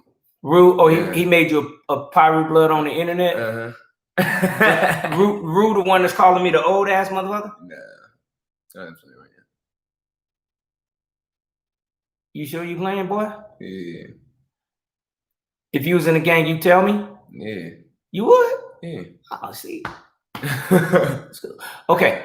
Is hell, let's see. Ugly ass okay, still the same thing. Okay, let's see. That got high top fade and a ball fade, but it does go hard. It does go hard. It does. All right. 4'1". Trolling. Stop trolling. I'm not trolling. I'm his uncle. Hooper Rodriguez, your uncle? Dr.SYN-Q, your son is in a gang and there's a video of him shooting someone. What? Yeah. It is? Yeah. Man. Let me see the video. I don't got it. I don't know what's it. Where's the video at? Probably look it up on YouTube. Look up tall black guy shooting. Tall black guy shooting. Yeah. Hold on, we gotta look this up. It's you? Huh? Is it you for real? I guess. I mean, that's what he's saying. So, man.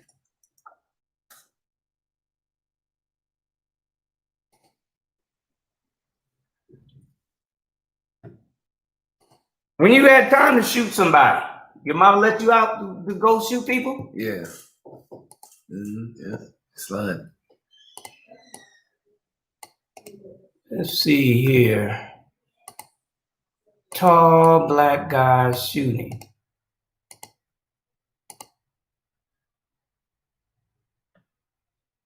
Right here? Which one?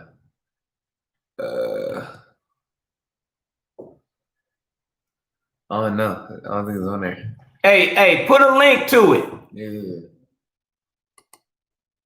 Put a link to it. Hey, wait, where's it at? Oh man, how do I get back to the damn thing? This happened to me before. How do I get back to it? Huh? Let me see. What, you can't just tell me? Cause you too slow doing this, man. I'm too slow. Gotta get a young kid to do it. Let me see.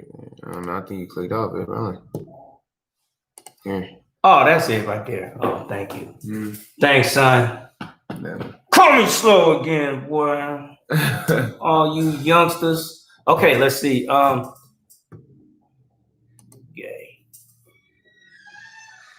Hey, put the link. I want to see the tall guy. I want to see him shooting. Let me see.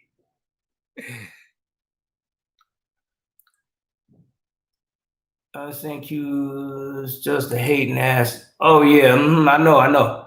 I'm scared now. Why did you scare me? Let's see. Mr. Arab, how do you make a bomb? Mr. Arab, how do you make a bomb? How old is that dude? I don't know. Mr. Arab, how do you make a bomb? Let's see, I'm scared. Let's see. That nigga got no script. I don't. Shut your. Okay. Put a link in there, Mr. Arab, for my school experiment. I'm making a bomb. How do I make a bomb? Went down the wrong path, switch it up, and chose the best route. I ain't used to have it. All I used to feel is left out. And they had headshots with what? How old is this? How old are you? 16. See? Mr. Arab, Scriptmaster, he is 15. 15. Who chose? I voted for Trump. What about you? Come on, Newsom. Come on, Newsom. Come on now, son. I gotta remember that. Come on now, son. Is a Trump supporter. Okay, that kind of explains some of it, I guess. Let's see. I didn't vote for anybody, sir. I don't vote for the presidents. The presidential vote is it really doesn't count. Okay, and if you look at the Trump election and the W. Bush election, and look at the difference between the primary votes and the electoral college votes, you'll see what I'm talking about. So, I don't vote for, Biden or Trump, either one. All of the goddamn presidents under the sun have all been supporters of the system of racism, white supremacy. So doesn't mean anything to me. Let's see. Stop being racist, Mr. Man. Who's racist? You? He's not talking to us. He's talking to somebody in chat. Talking to somebody in chat? Whoa, bro. Whoa. Nice vote. Let's see this. Let's see. I'm the black man with the big penis. Okay. Let's see. What are you talking about? Let's see. Mr. Era. Let's see. I am 11.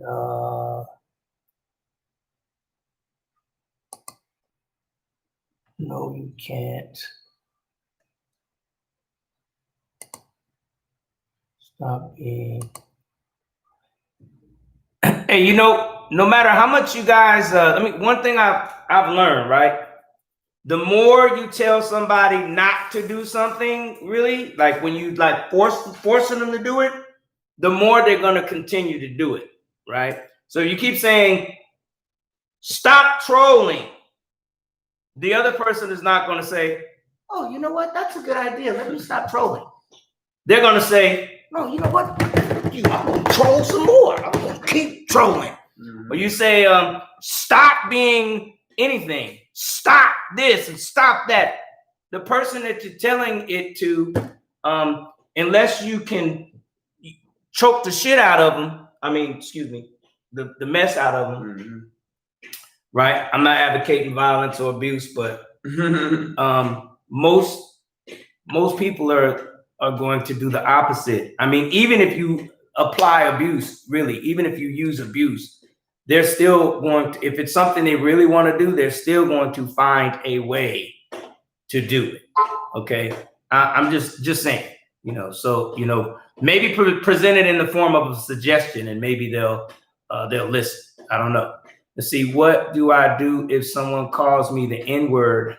Hey, I got a nice video for that. But let me tell you, when somebody's called me the N-word, I'll say the word nigger. Okay. Somebody calls me a nigger. I can't wait. I've been looking forward to somebody calling me a nigger because I want them to call me so I can ask them. I can use the code on, right? The code is basically you ask them questions, right? First of all, what is a nigger, right? And why are you calling me a nigger? And what are you going to do about me being a nigger or not being a nigger, right?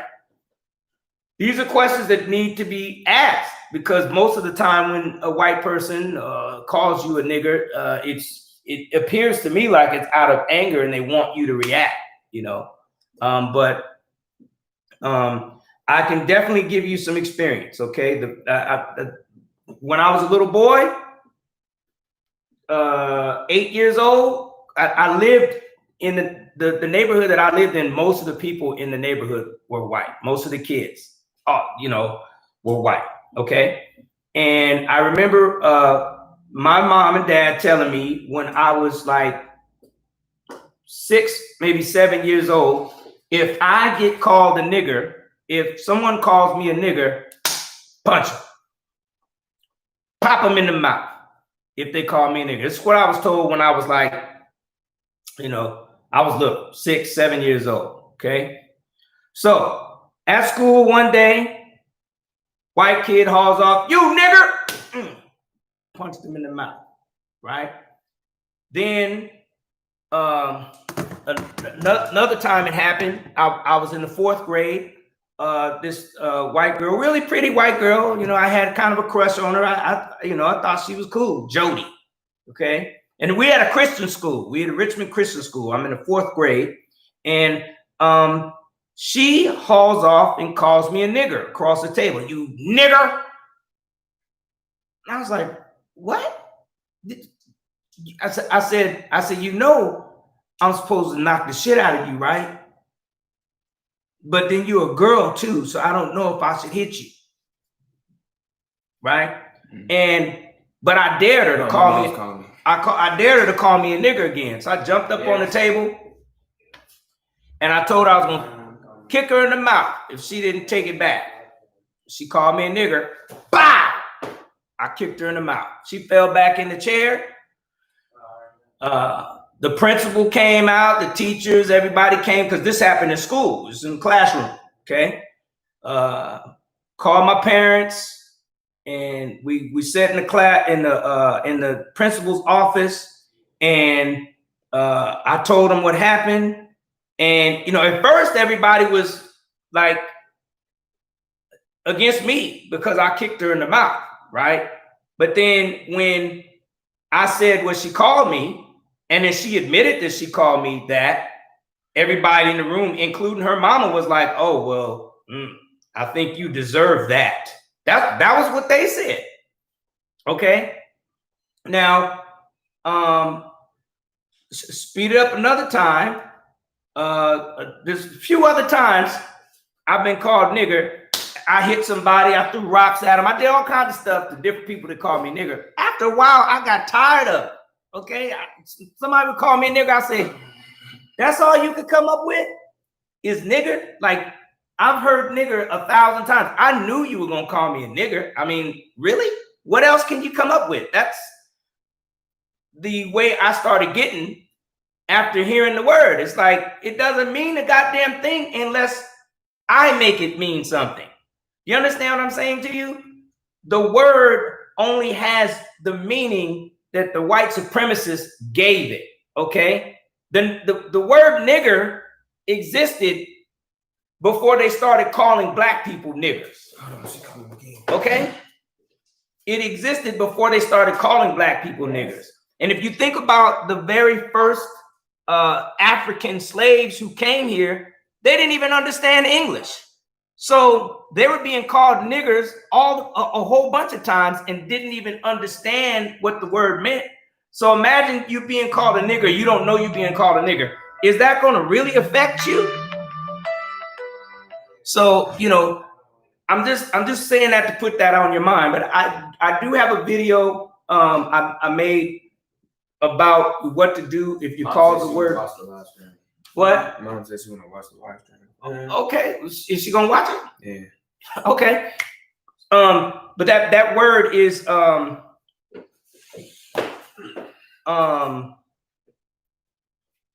what the video is called, what to do if you're called the N-word.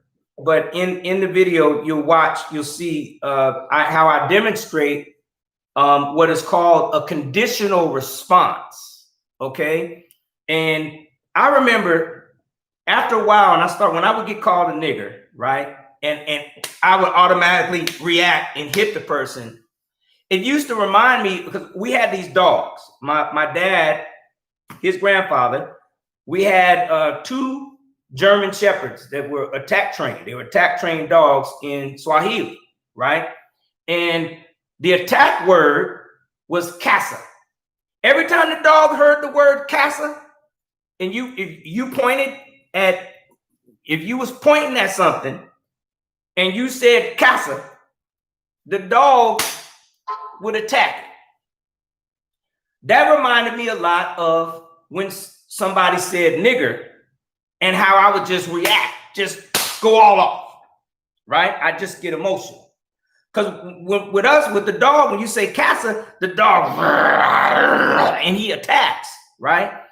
So that kind of reminded me of that.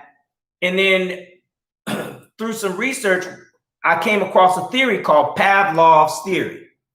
And Pavlov came up with this thing. He noticed that with a dog, right? If he feeds a dog, every time he feeds a dog, if he rings the bell, every time he rings the bell, that he realized that after so many times, the dog, he would ring the bell and the dog would expect to eat, and the dog would start salivating because he knows it's time to eat, right?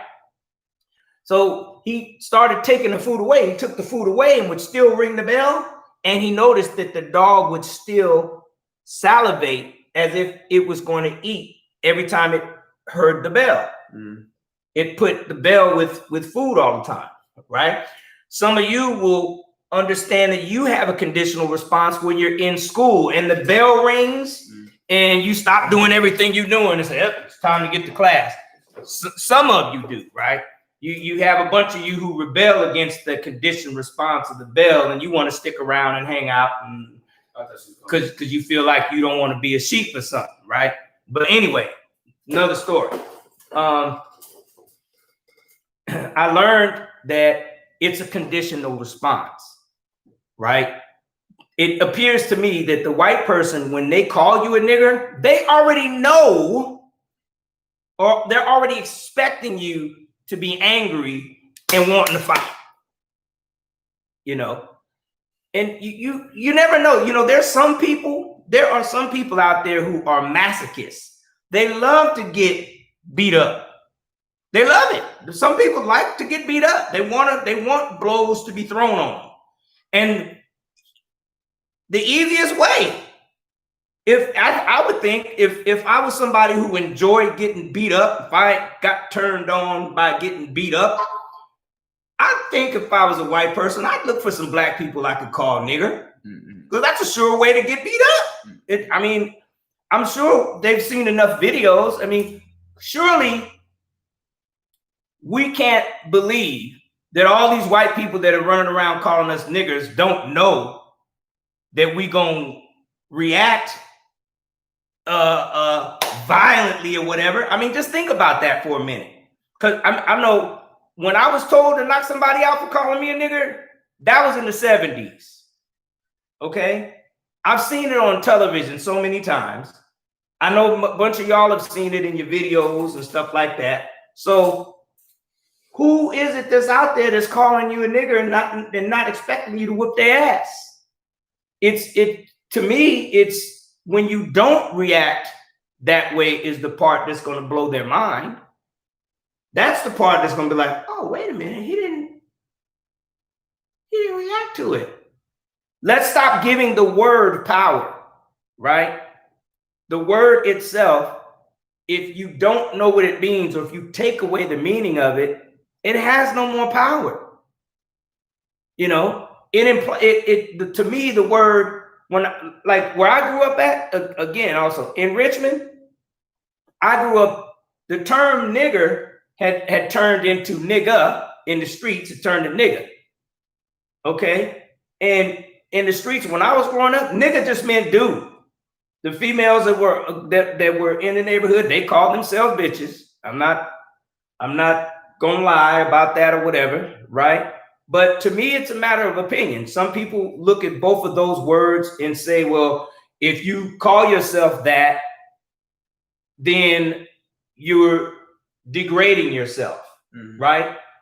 But a word, you can change the meaning of a word. Okay?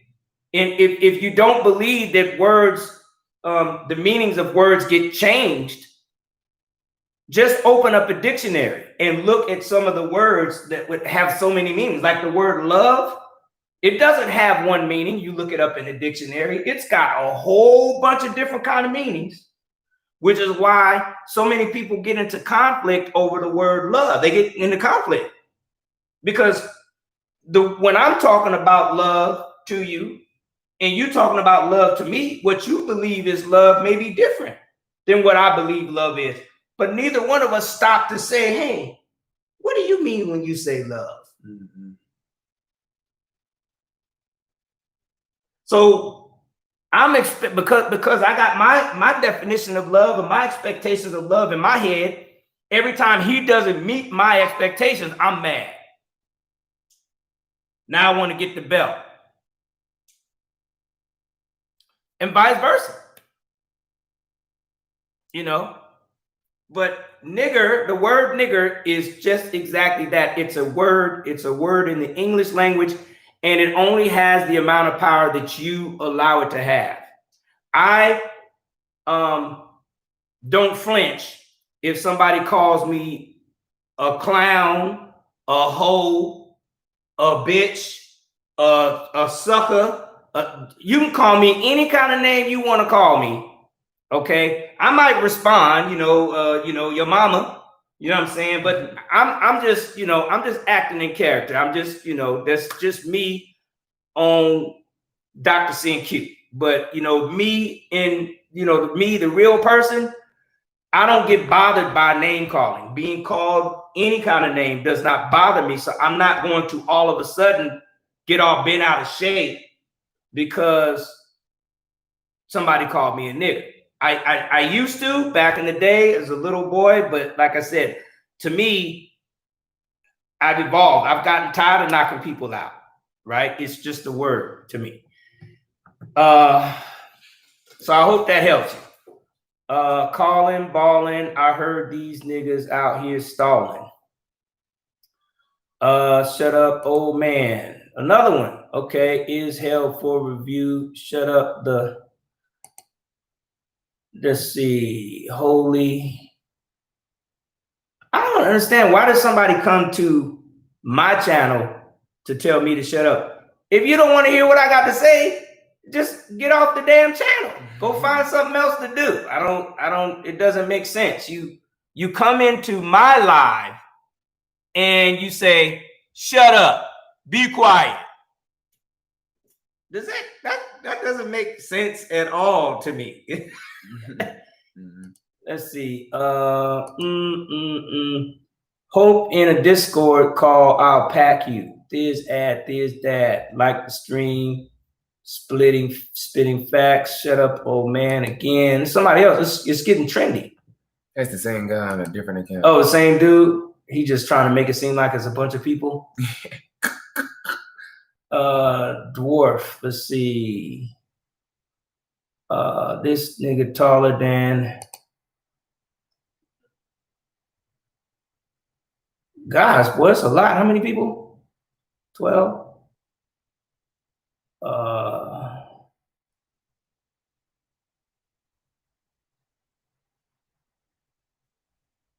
Miami's Mexican perm.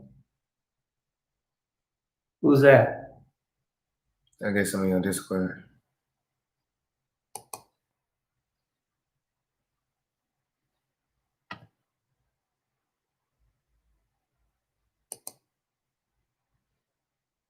He looks. Christine said you look about 6'3". That's what you said you were, right? 6'3", 6'2", something like that. Yeah. Let's see. I was 5'8" at 13. Do you watch? What's that? Von Dukat? Von Dukat. What's that? A YouTuber. Oh, proud that.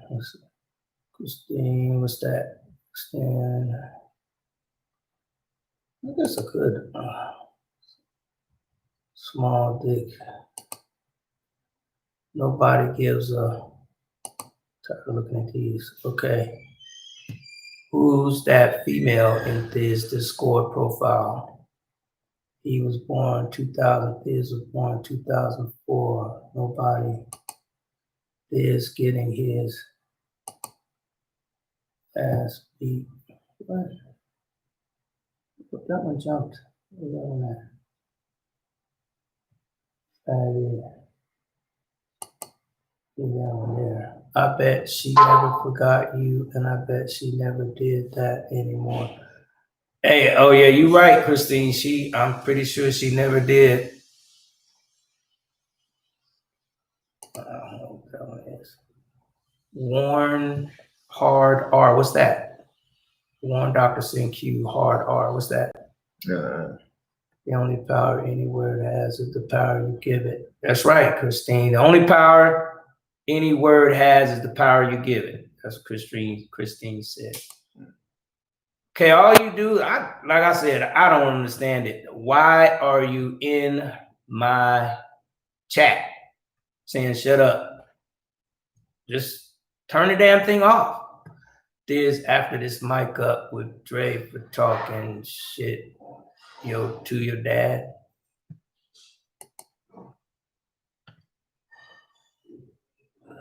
Messes held this hidden by the sea. What? I'm wondering if your son gay. Are you anti-sexual? The fuck, nigga? Why you ask me that? Oh, you joking? Yes. I just wanted his question to be answered. You know that he trolling. I thought you were serious. I'm wondering if So Ken, I guess you got the answer, right? Let's see. The dialogue is important communication. Another one of the 10 stops of the code. Stop name calling. Yep, that is 10 stop. Okay. Hi, I'm Audrey Thiz's girlfriend. Why are you trolling, Ken? Okay, that's it, huh? Cool. All right. So, yeah. Mandria. I missed Mandria. He's gone, I guess.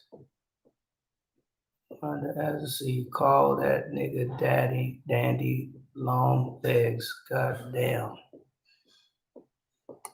They trying to be funny on your height, huh? Damn, where'd all these come from? This getting his ass beat. Nobody gives a your life. I'm done. I'm done with this joker right here. Put his ass in timeout. Let's see. That got a high top fade and a ball. I thought I hit that already. Mm-hmm. Yo, Thiz be having a lot of. You do? What? It says you be having a lot of sex on Discord. How do you do that? How do you have sexual intercourse on a computer? I don't know. Oh, see? This is another one of them people don't know what they're talking about, huh? Ken, you shot someone. Yeah, hey, be sure to post that video. I want to see it. Let me see that video. What are those? What's that like that? Like onions? A Hershey's Kiss or something? Oh, onions. I guess. I don't know. Call that nigga. I thought, okay. I got a pound of that cotton candy. Runts. What's that? I don't know what that is.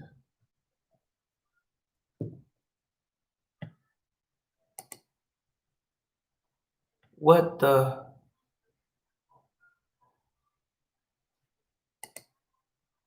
One of the stop. That's right. Stop snitching. That's another 10 stop. Stop snitching. Stop name calling. Stop being discourteous.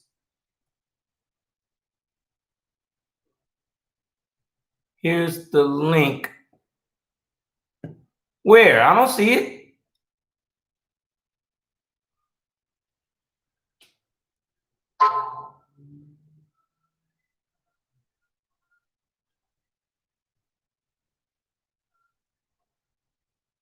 You tried to blackmail him for $2? No. Are you serious or joking? I'm joking. I'm just asking the question. I don't know. I don't know if you seriously asked, because you can look at something. Because I don't know. Some of these questions you can look at and tell it's not true. Are you gullible? Are you that gullible? Yes. Wow, that's crazy. I'm that's crazy. Out of everybody in the world, I hope you're joking, because that's really sad. Yes. That's really sad if you are that gullible. I really hope you're joking. You really that would be really sad. You really think I'm not? I hope not, because that would be really sad. You actually really think that I believe that? Yeah, I don't know. I really don't know. I don't know what's going on. I don't know. That'd be tough. All right, yeah, that's good as now. You.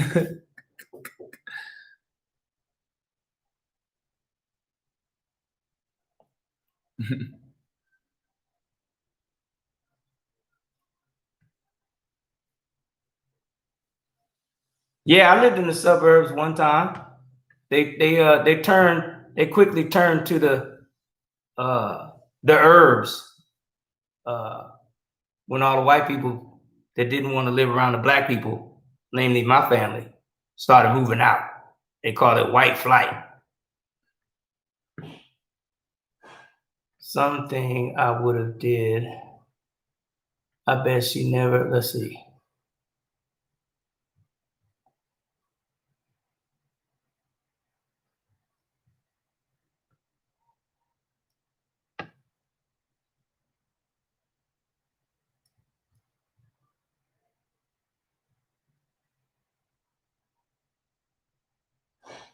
So they come into the lie to lie and snitch.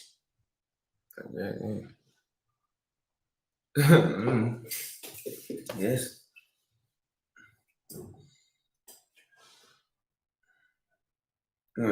You okay? Yeah, I'm good. Yeah.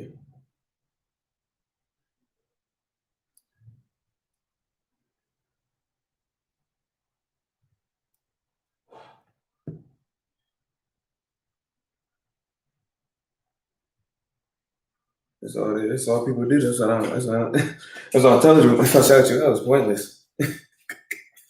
Well, what I always like to do is call it out when people when people make accusations on my comments. They put stuff in my comments. I just ask them to prove it. That's it.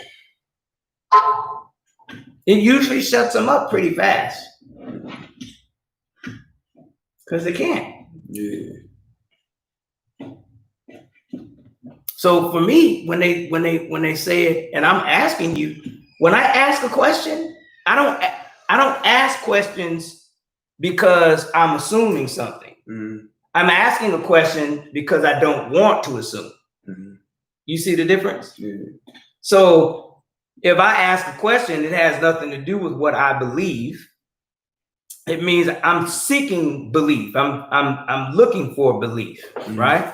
I know you ain't blackmailed no dude for $2. Yeah. But asking the question, especially when it comes to the person that's saying it to me, right, in front of you, having you respond makes them look like shit, as far as I'm concerned. Yeah.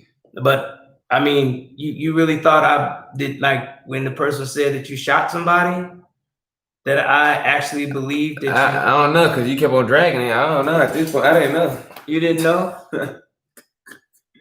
Well, not playing. I know you didn't. I couldn't possibly. I know that there's no way that you'd have enough time to go and shoot somebody. And I don't even. In fact, I don't even think you really know how to shoot anybody, do you? Ain't that hard. It's not that hard? Oh, so you shot somebody before? No. So how do you know it's not hard? You can look at something and tell if something's not hard or not. Yeah. So it ain't nothing like, it's nothing like a video game. When you shoot somebody. I know that. When you, even if you shoot at somebody, right? Now, I've never done it myself, but I've heard that, you know, and I know some people who've actually murdered people. And the effect that it has on them and has had on them after they committed the murder was terrible. It's a terrible effect. You know, that's a cause of post-traumatic stress disorder. One of the causes of anxiety or of PTSD can come from actually doing that to somebody, because you won't forget about it. You know, I had some homeboys that, I mean, they've gone to pieces after talking about what they remember. You know, the look on the person's face when they shot them, you know, they don't forget that.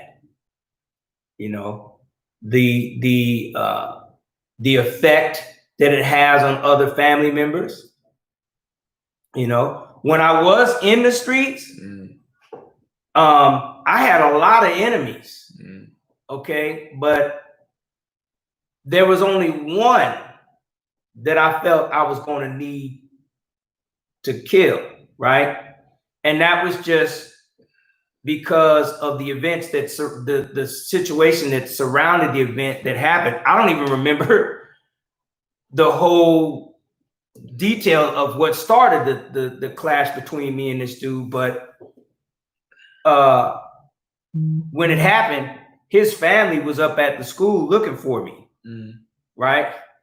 And before I knew it, you know, I had my dad knowing where all his family members were. We had a whole list. We was, you know, staking them out, you know, watching their movements and all kinds of stuff, right? At, you know, at the time. And I used to hope that I wouldn't see him because I didn't want to have to kill another black man. And I didn't want to be killed by another one either. Yeah. Okay. But there was a situation that it was just that kind of situation that felt like this was going to happen. Right now,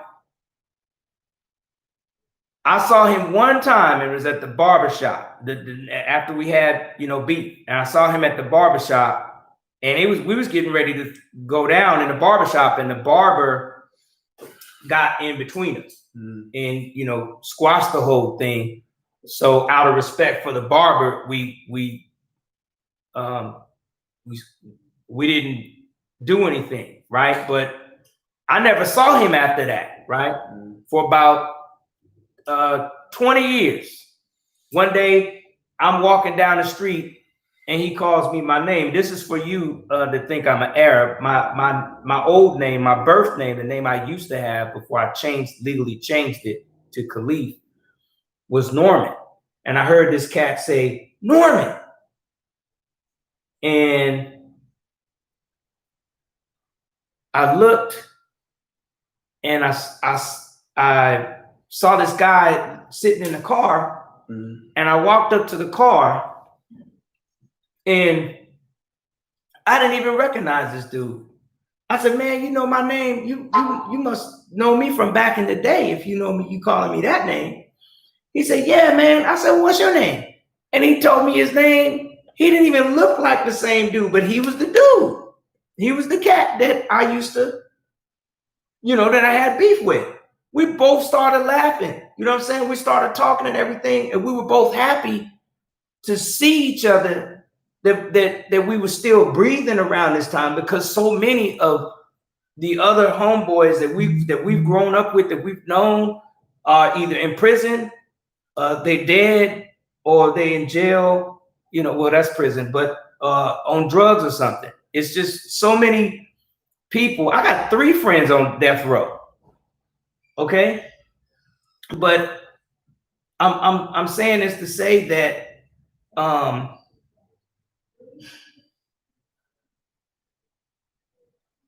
I saw him. He told me his name, you know, and you know, we were just happy to see each other. And then I said about 10 years later, I noticed that his son ran for city council and won, right? And I was like, I was happy. I was like, man, this is cool. Now, but imagine how his son's existence could have changed if I'd have killed his father, or if his father had killed me and ended up in prison. If he didn't have any contact with him or whatever, maybe he would not have been where he was. You know what I'm saying? Because of that mistake. But I'm saying that I haven't met too many, the people that I do know that have committed murders. I haven't met any of them that did not regret what they did.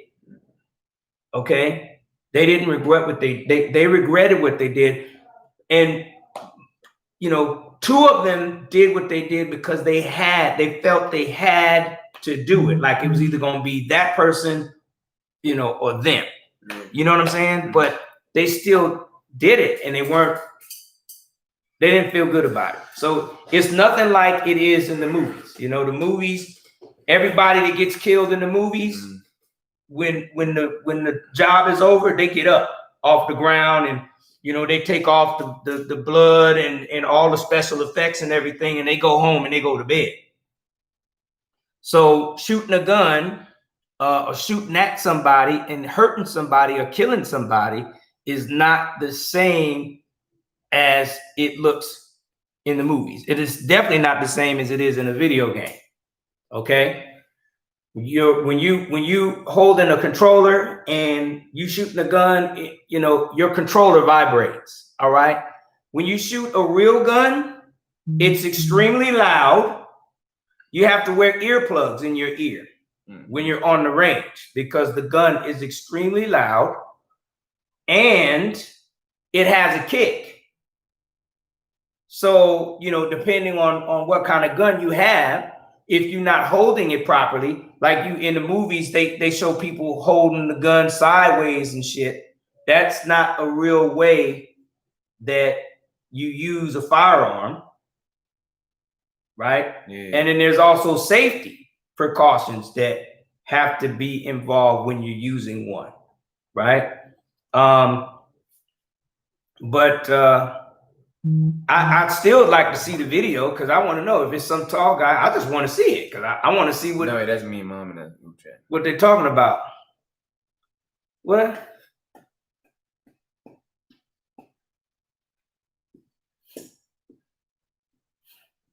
Oh, you did that because your mom said you to do it? Asked you to do it? Asked to do what? She said, gullible, you doing too much. I was asking to ask them to bust them out. What is she talking about? Ask why they are putting it out there that he shot someone. I can't send my... Oh, they're putting it out there that you shot somebody with an AK-47? I guess, yeah, I'm not sure.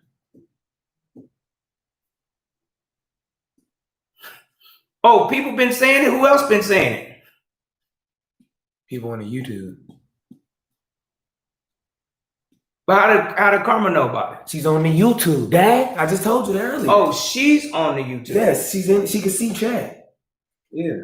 So people are in the chat right now saying AK-47? Yeah, I guess. Yeah. Oh, okay.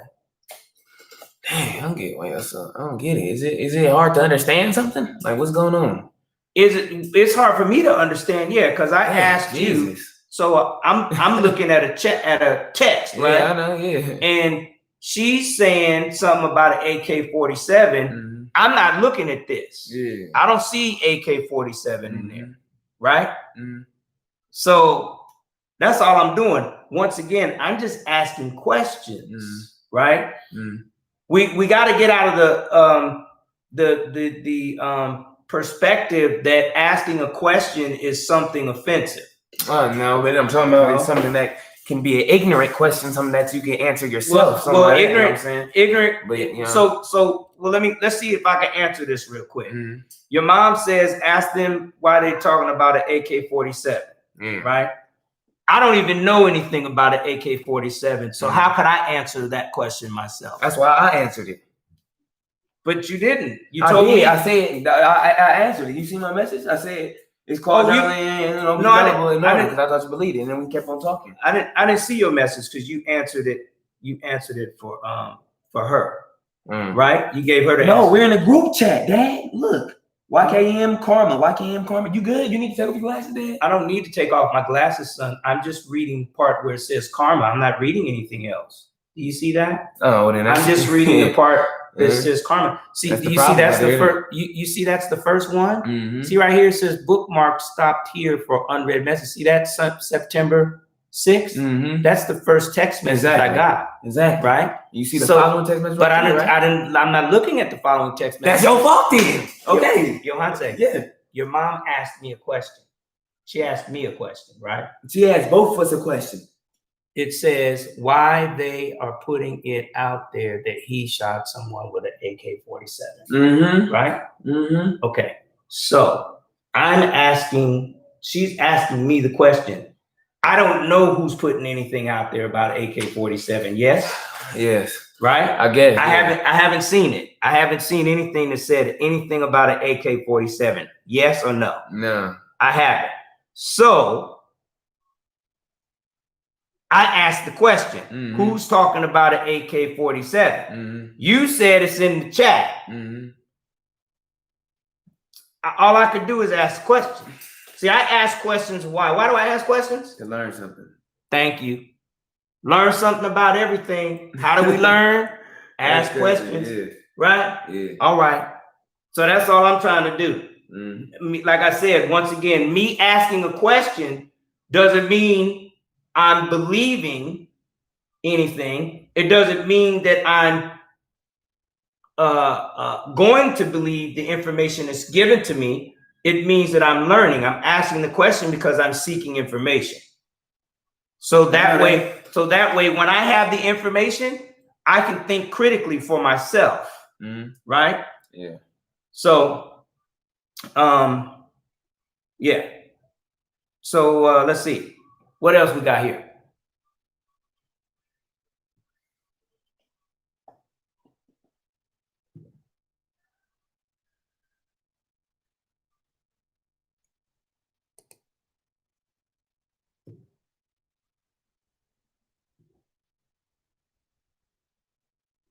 Yeah, Let me see. For me, it was just a. Hey, Ken. It was just a. Hey, Ken, bro. I'm at to ban you from the chat, bro. Cause hey, I hope you know he already know. I hope you know both of my parents already know I got a girlfriend, right? I'm about to do it. Yeah, just block this nigga. He's spamming the chat. Nobody cares, nigga. Hey, Wolfgang, is that you, my nigga? Hey, you want me to show you? Hey, you want me to show the lie right now? You showing your penis to little kids? Is that you? Don't have me get your family's information on here, nigga. I got your address too, nigga.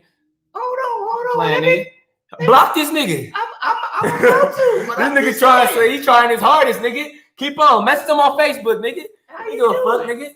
How That you shit. doing? Right there, how you use him. Come on, message him on Facebook, nigga. Nobody give a fuck, nigga. You looked up at, you got his Facebook. Little pussy ass nigga. Hate that shit, nigga. What is he talking about on Nah, Facebook? yeah, What's he talking talking about because he got your Facebook. Nobody cares, nigga. He's got my Facebook? Yeah. What do you mean he got my Facebook? Because he just got your Facebook. That's it. You mean you found me on Facebook? Yeah. Ooh, Yeah. you found me on Facebook. For real, nigga. Nobody give a fuck about that shit. I mean, boy. you supposed to find me on Facebook. I set my profile up so you can find me on Facebook. Exactly. I don't get that, but okay. Let's see. Dr.SYN-Q, you are still live. Hey, Ken, keep on playing, boy. You gonna get a SWAT team at your door, nigga. Do you hear in his room this twerk tis? Wolf game, stop trolling. You starting them young. It's okay, this Loki.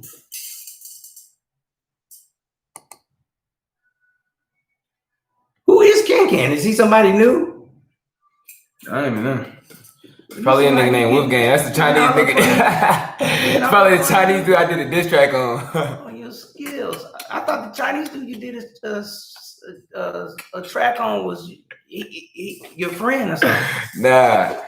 He a troll. He just weird. He got no friends. The guy that did the diss track? Really? Yeah. The one that did the diss track with me? We cool. I don't have no beef with nobody online. We cool, but yeah. Yeah, we cool, but I don't care. We be trolling. I thought that was funny. It was funny. Yeah, it was funny. Muslim and he blows cars or something, blows up cars. It was funny. He mad because, you know what I'm saying? I be messing with him still. I be bullying him, so he be mad. You be bullying him? Yeah. Wow. Yeah, so he be crying. He be sad. He be crying and he be sad? Yeah. That's why he think telling all that. He's gonna do something. Wow.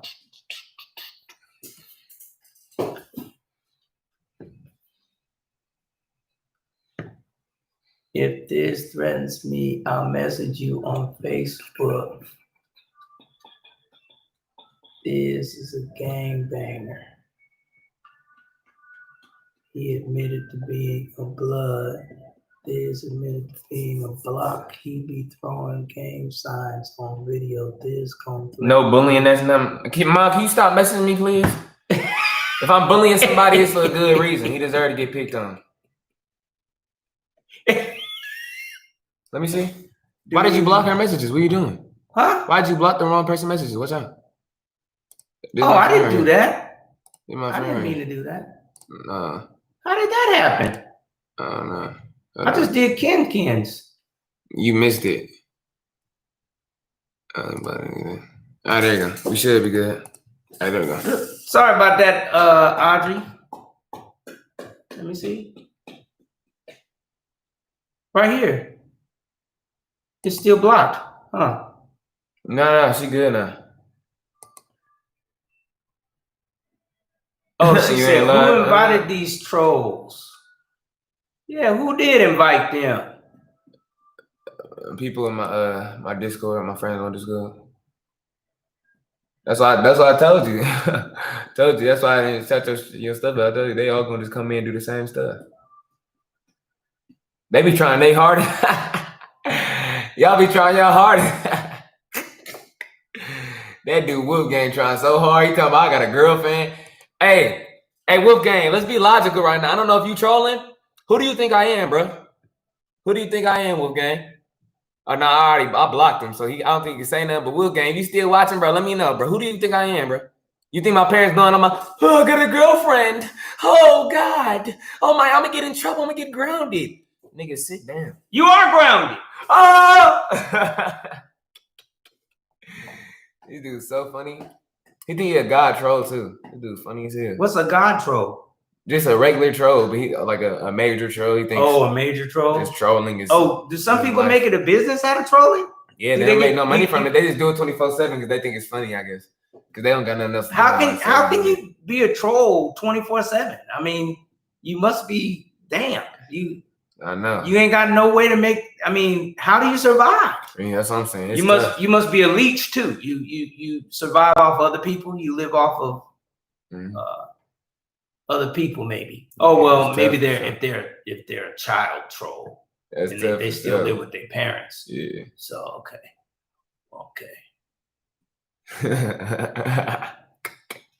okay. Well, man, son. I mean, hey, I didn't. You look like you almost got your blood pressure there up a little bit there. What? From one of these dudes right here. Who? Nah, I don't get mad over the internet. I love this. I had fun on here. This was my job. I love the internet. Okay. People be trying to come on here and talk to y'all like that's scaring me. One thing about me is I'm not afraid of anything in life, man. So don't even do that. Yeah.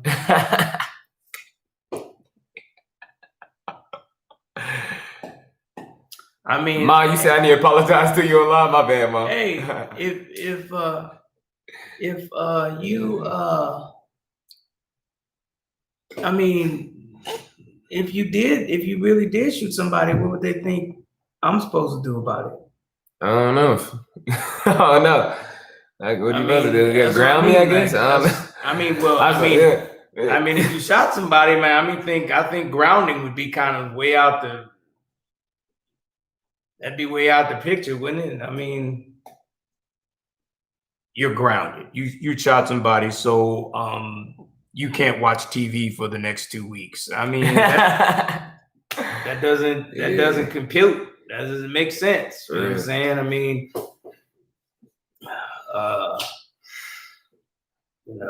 so anyways, and she said, thanks, son. Well, look, I'm gonna get off because no need for you to have both your parents on here at the same time, just beating you up and everything.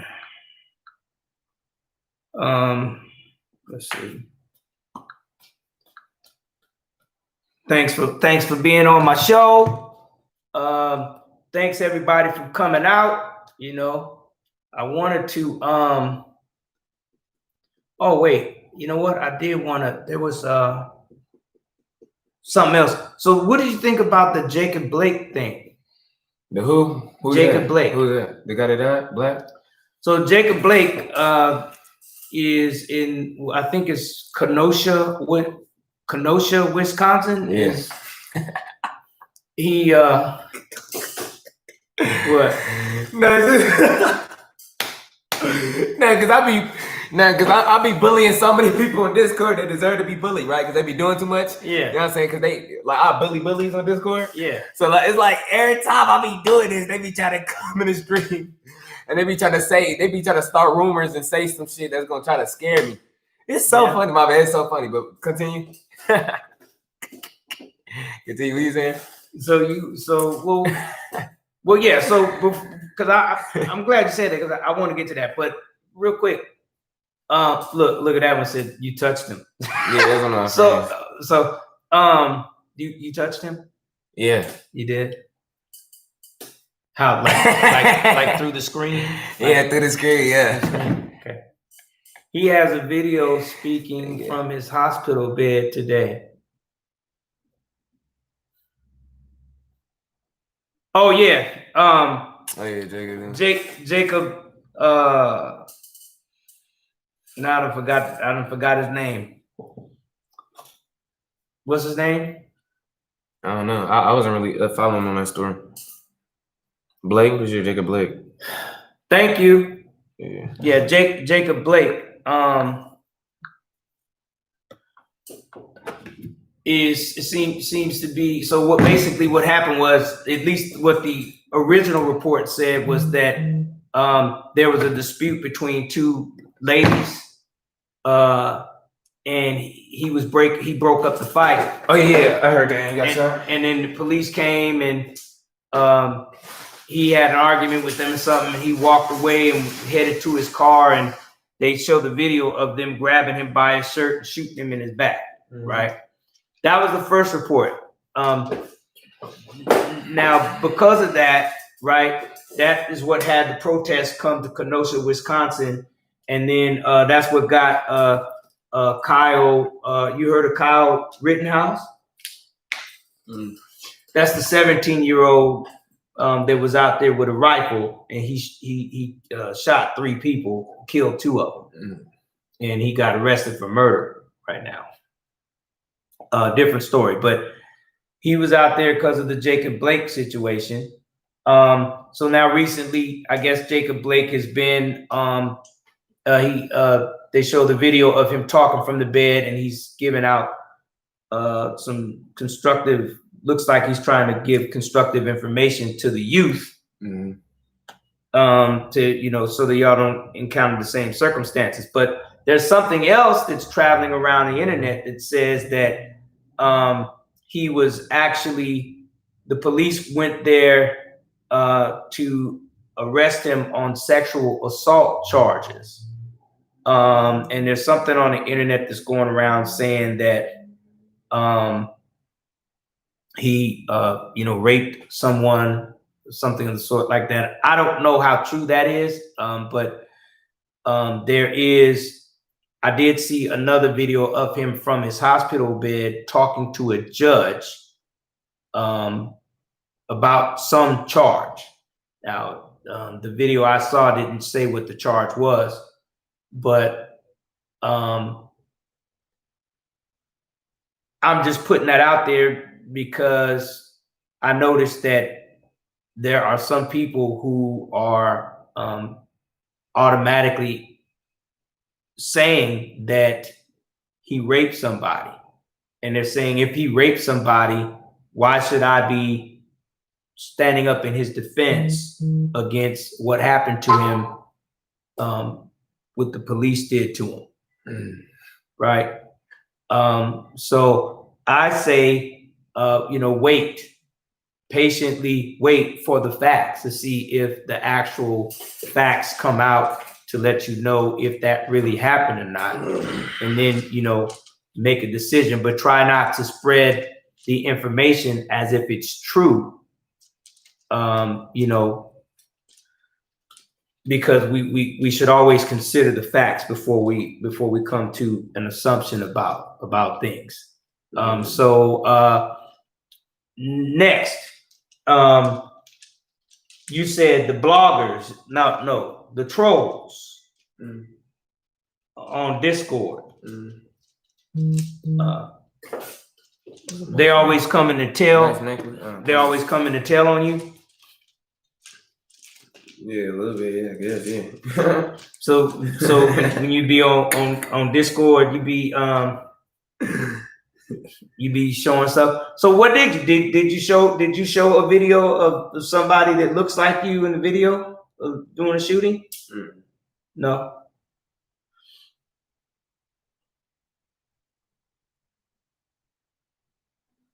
Because it seemed, I remember watching a video of somebody that was tall like you, and they was in a fight. Remember? I showed it to you. Didn't I show it to you? No. And you said I said, is that you? But I was just playing. And because I said, is this you at American Canyon? You don't remember that? Didn't I show you that? Oh yeah. And you said, Dad, Yeah. I wasn't even going to school at American. Didn't you say that, son? I just said that didn't look like me. It didn't look like me at all. You said it didn't look like you. Oh, that's what it was. Okay. Well, anyway, you remember. So if there's a video out there of you like that, that's what I wanted to see. I thought maybe there was somebody actually doing something, that there was a real video, but it just wasn't you in it. So they ain't even got that. They ain't even got they ain't even got a video of somebody else. No. Okay. I violated this. Broke one of Thiz rules. That's how you violated.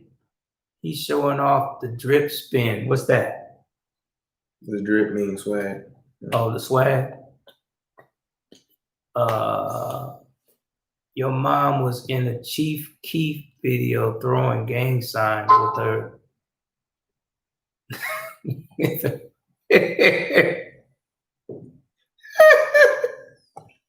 was throwing gang signs with her nose hairs. That sounds funny. That's funny. Okay, shine, shine, shine. What shine mean? You don't know? Tell Thiz to say hi to Luffy. Say hi to Luffy. Why you on my dick, nigga?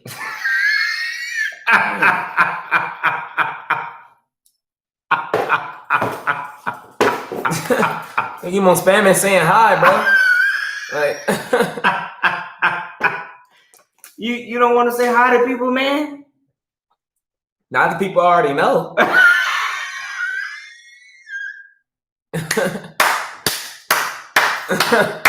Luffy a troll. Ooh, that's cold, boy. That's cold. What do you think? Let's see. LOL, let's see.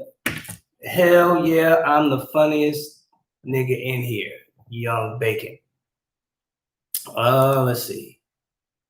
Tell Thiz to say, tell Thiz to say hi to me. Oh, everybody say hi to Michael. Say hi to Michael the G. That's your boy though, right? Yeah. Dr.SYN-Q, tell Thiz I love him. Can't you? Hey, he can read these comments now. Since y'all getting all crazy with the tell Thiz. He can read the comments.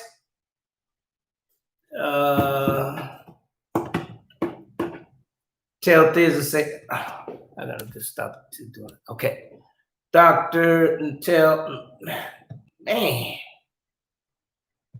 Tell Thiz he's at Warzone. Why Michael G spamming now?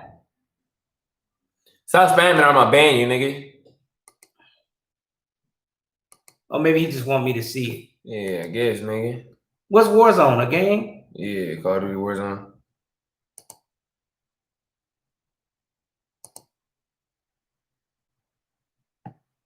Thiz, when did you?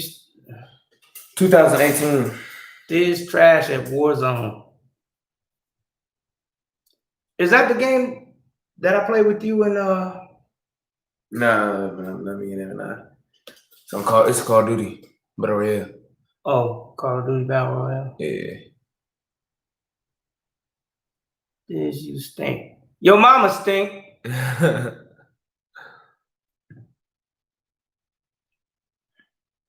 Okay, for sure now, for real.